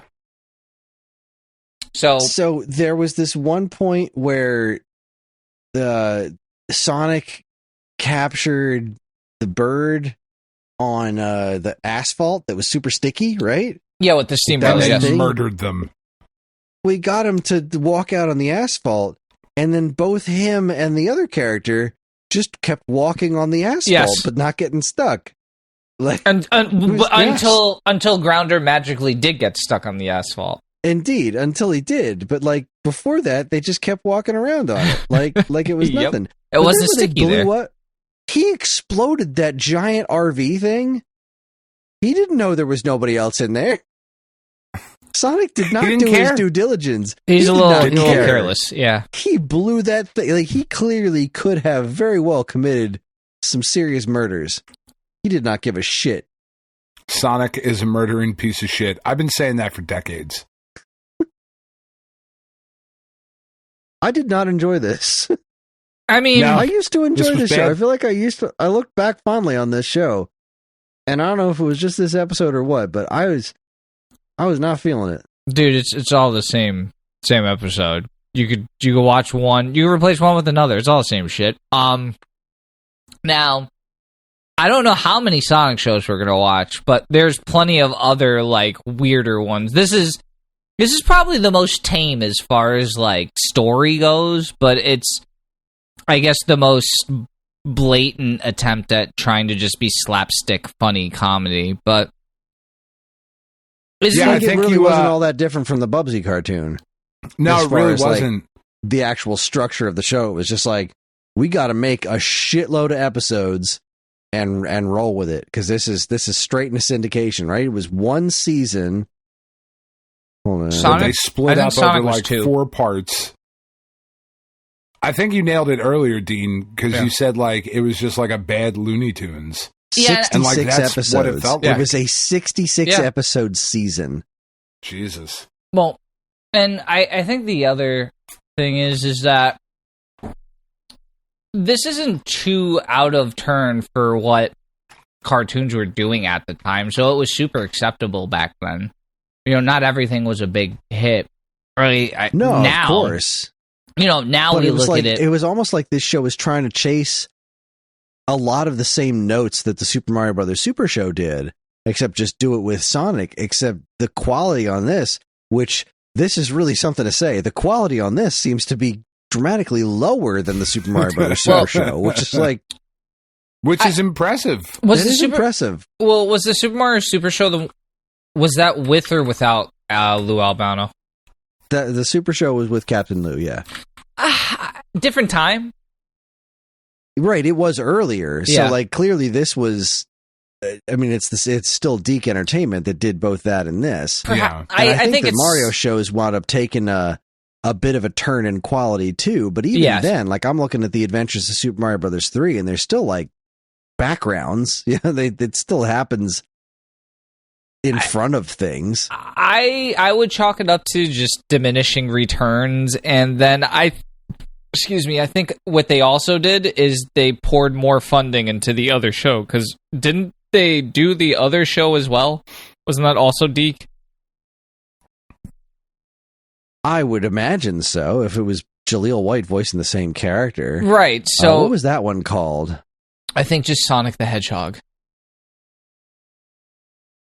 Let's see. That was, 1993, Jaleel White.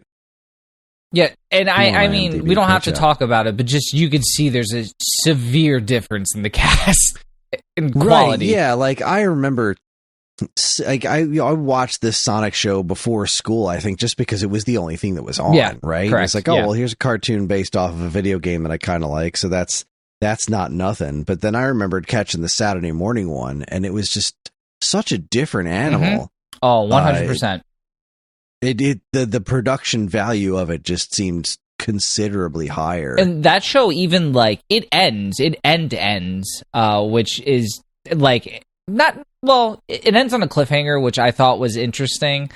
But, you know, like, it's two very different things. Clearly, this is, the thing that we saw was meant as just, you know, this is schlock that you could put on and put out, I guess, where the other one was definitely, you said, it was a Saturday morning cartoon, which back then meant something. I can't say. Do they even do Saturday morning cartoons anymore? I don't think so. Right? No. Yeah. Oh, that's not a thing. That's sad. That makes me sad. I mean, there are cartoons on Saturday morning. Yeah, but it's not the same. It is certainly not what it used to be. Yeah. Oh, well, what can you do about that? But anyway, yeah. Watch them on YouTube. Like, I don't even know if there's a lot to say about this, because it's anyone can watch it for themselves. It's just a cartoon. It's just a generic 90s cartoon that someone slapped a Sonic theme on, not even well. Yeah, it really does feel like this could be like whatever character. It doesn't really matter. This could have been Bugs Chili Bunny. Dogs. Yeah, like, I honestly, yeah. You know, it could have been anyone that liked chili dogs, perhaps. And I could have been me. Now, mind you, is that only a cartoon canon thing? Like, did that come strictly from the cartoons? The chili dogs? I think so. That's weird. That's really weird, because, like, why? It's in the movie, too, right? Isn't it like chili dogs in the movie? But did it originate? Yeah. Like, okay, when did Sonic the Hedgehog like chili dogs? This is riveting right here. First appears in the Sonic the Where am I? What is this? Okay, Sonic's love for chili dogs first appears in the Sonic the Hedgehog story Bible written by the Reeds and Len Jansen, dated February-March 1992. In it, Sonic's Uncle Chuck made chili dogs, and Sonic was the enthusiastic delivery boy. My favorite. What the fuck? What is this? Is this serious? Is this a book? It sounds serious. If it's the story Bible, that's I was what not. You write I swear to God, I was not show. expecting that. I thought they were gonna be like it was in the Sonic episode, the show. Now, what's the Sonic secret Bible? What? I can't. Well, your show Bible is what gets written like before a series is made, right? So it that establishes you have rules all the to rules. follow. Yeah. Sonic That's the wild Hedgehog that it was in the show Bible, not just like a thing that they came up with. But which That's so pretty cool. Then it was in the not the show we watched. It's in the other one. Huh. Because the one we watched is called The Adventures of Sonic the Hedgehog. It specifically The other one's says, just called Sonic the Hedgehog. Yeah, and that's what this one is, which makes sense because I believe Uncle Chuck is a primary figure along with a lot of other people in that show. All right, then. Yeah, so fuck this show. Don't watch it. Watch the other one if you get a chance. That is a thing that we learned. Yeah. I don't know. Like, sure, you could have this on in the background. This might have been a terrible idea that I had. I apologize. No, this is a fantastic idea that you had. It wasn't. Look, I think there's worse things to watch, but it just wasn't good. Like, yeah, the Bubsy one was worse, without a doubt. Yeah, it was bad. Like, no question. That was definitely worse. This just like, and honestly, I could chalk this up to just this episode, to be perfectly honest. I remember, I get a kick out of bad stuff, and this, I think it was the Robotnik Jr. that was really bothering me more than anything. Yeah. Like, it just, I never liked that plot. It's just never been a fan of that specific plot. Bro, that catchphrase though, big whoop over and over again. Oof. Big whoop. Kept it going. That kid's hip. Yeah, you could tell. You could really tell. Oh man. Yeah, if I made that, I definitely would have just killed it immediately. Jesus. Dude, it like drew all over him and stuff. Like, that thing sucked from the minute he turned it on. If he turned it on. I think he might have birthed it. We don't know what he did. He said he built it, but we didn't see him build it. It was just there. Yeah, it's bad. Right, I saw that Evan added the power team or whatever the hell. Did that get added to the playlist? It doesn't look like it. Because I took the time. I did it. I organized that show episode by episode. All right, where is it? I'm adding it. Where is the power team? Yeah, so like Video Power had this show in it called The Power Team, I want to say is what it was called. Yeah. Where it was like a handful of Acclaim characters, which is like, it's the dude from Arch Rivals, Bigfoot, you got Primal Rage Truck, Kyros from Wizards and Warriors. Yeah, that shit was real bad too. Quirk. I went through. Evan found the show in like bits and pieces, and like this one. Here's all of them conglomerated together, really low resolution. Because, yeah, holy cow, I can't believe somebody saved this. And I went through and cut it up and put it into individual episodes. So I'm going to add it to the list. I'm going to add it into the playlist, and then we're going to hit random, and we're going to find out. Season 1, add to Cartoon Express. All right, here we are, Cartoon Express. The power team in here now. Just want to make sure. Landed. Yep. All right, so here we go. The next episode that we will be discussing on the SAG Cartoon Express next month. Hit shuffle. What are we going to land on? Oh, well, would you look at that? Sonic the Hedgehog. Not the Adventures of Sonic the Hedgehog, but Sonic the Hedgehog. Wait, really? Season 2, Episode 3, No Brainer. All right. That's where random got us. Should we shuffle again because we just did Sonic? No, that is how life works, Chris. I feel like it's the... Sometimes it do be like that. But I mean, I'm not mad. Like, that, the other show's a good show. Oh, you better fucking... No, I'm for real. All right. Dude, it's like Civil War. It's good. It's good. Just with the furry. Civil War was not good, Dean. Well, I don't know. I didn't say which Civil War. It was about states' rights.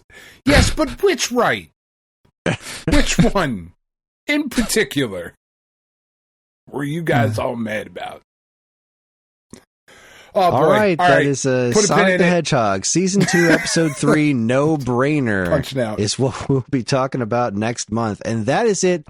That wraps up our show. Join us next time for the Alphabet Super Series. It was Dan's pick, and he chose Life Force for NES. So we're gonna play some Salamander, because that's what it's called elsewhere. Salamander. I think Life Force is a cooler name. I do too. Salamander, not a great name. Anyway, we're on most social media platforms, and if you want to get in touch with us, we aren't very difficult to find. All it takes is a quick look at our show notes, and you'll see links to our social media accounts, as well as all manner of other fun stuff, like a link to our namesake, StoneAgeGamer.com, and more useful links than you can shake a joystick at. If you'd like to get early access to this show's episodes, as well as a bevy of other shows on the Geekade Podcast Network, check out our Patreon, also linked to in the show notes. It helps keep this show running week after week, and all our patrons are loved and appreciated. This show's theme song, Squared Roots, was written by Banjo Guy Ollie. You can learn all about his wonderful music and more by following the link to his YouTube channel, also in the show notes. And finally, as always, we'd like to thank our intrepid editor, Evan, for making this show listenable for all you folks. We'd like to thank all you folks for listening in the first place. That is it, everybody. On behalf of Dan, Dean, and myself, keep playing games.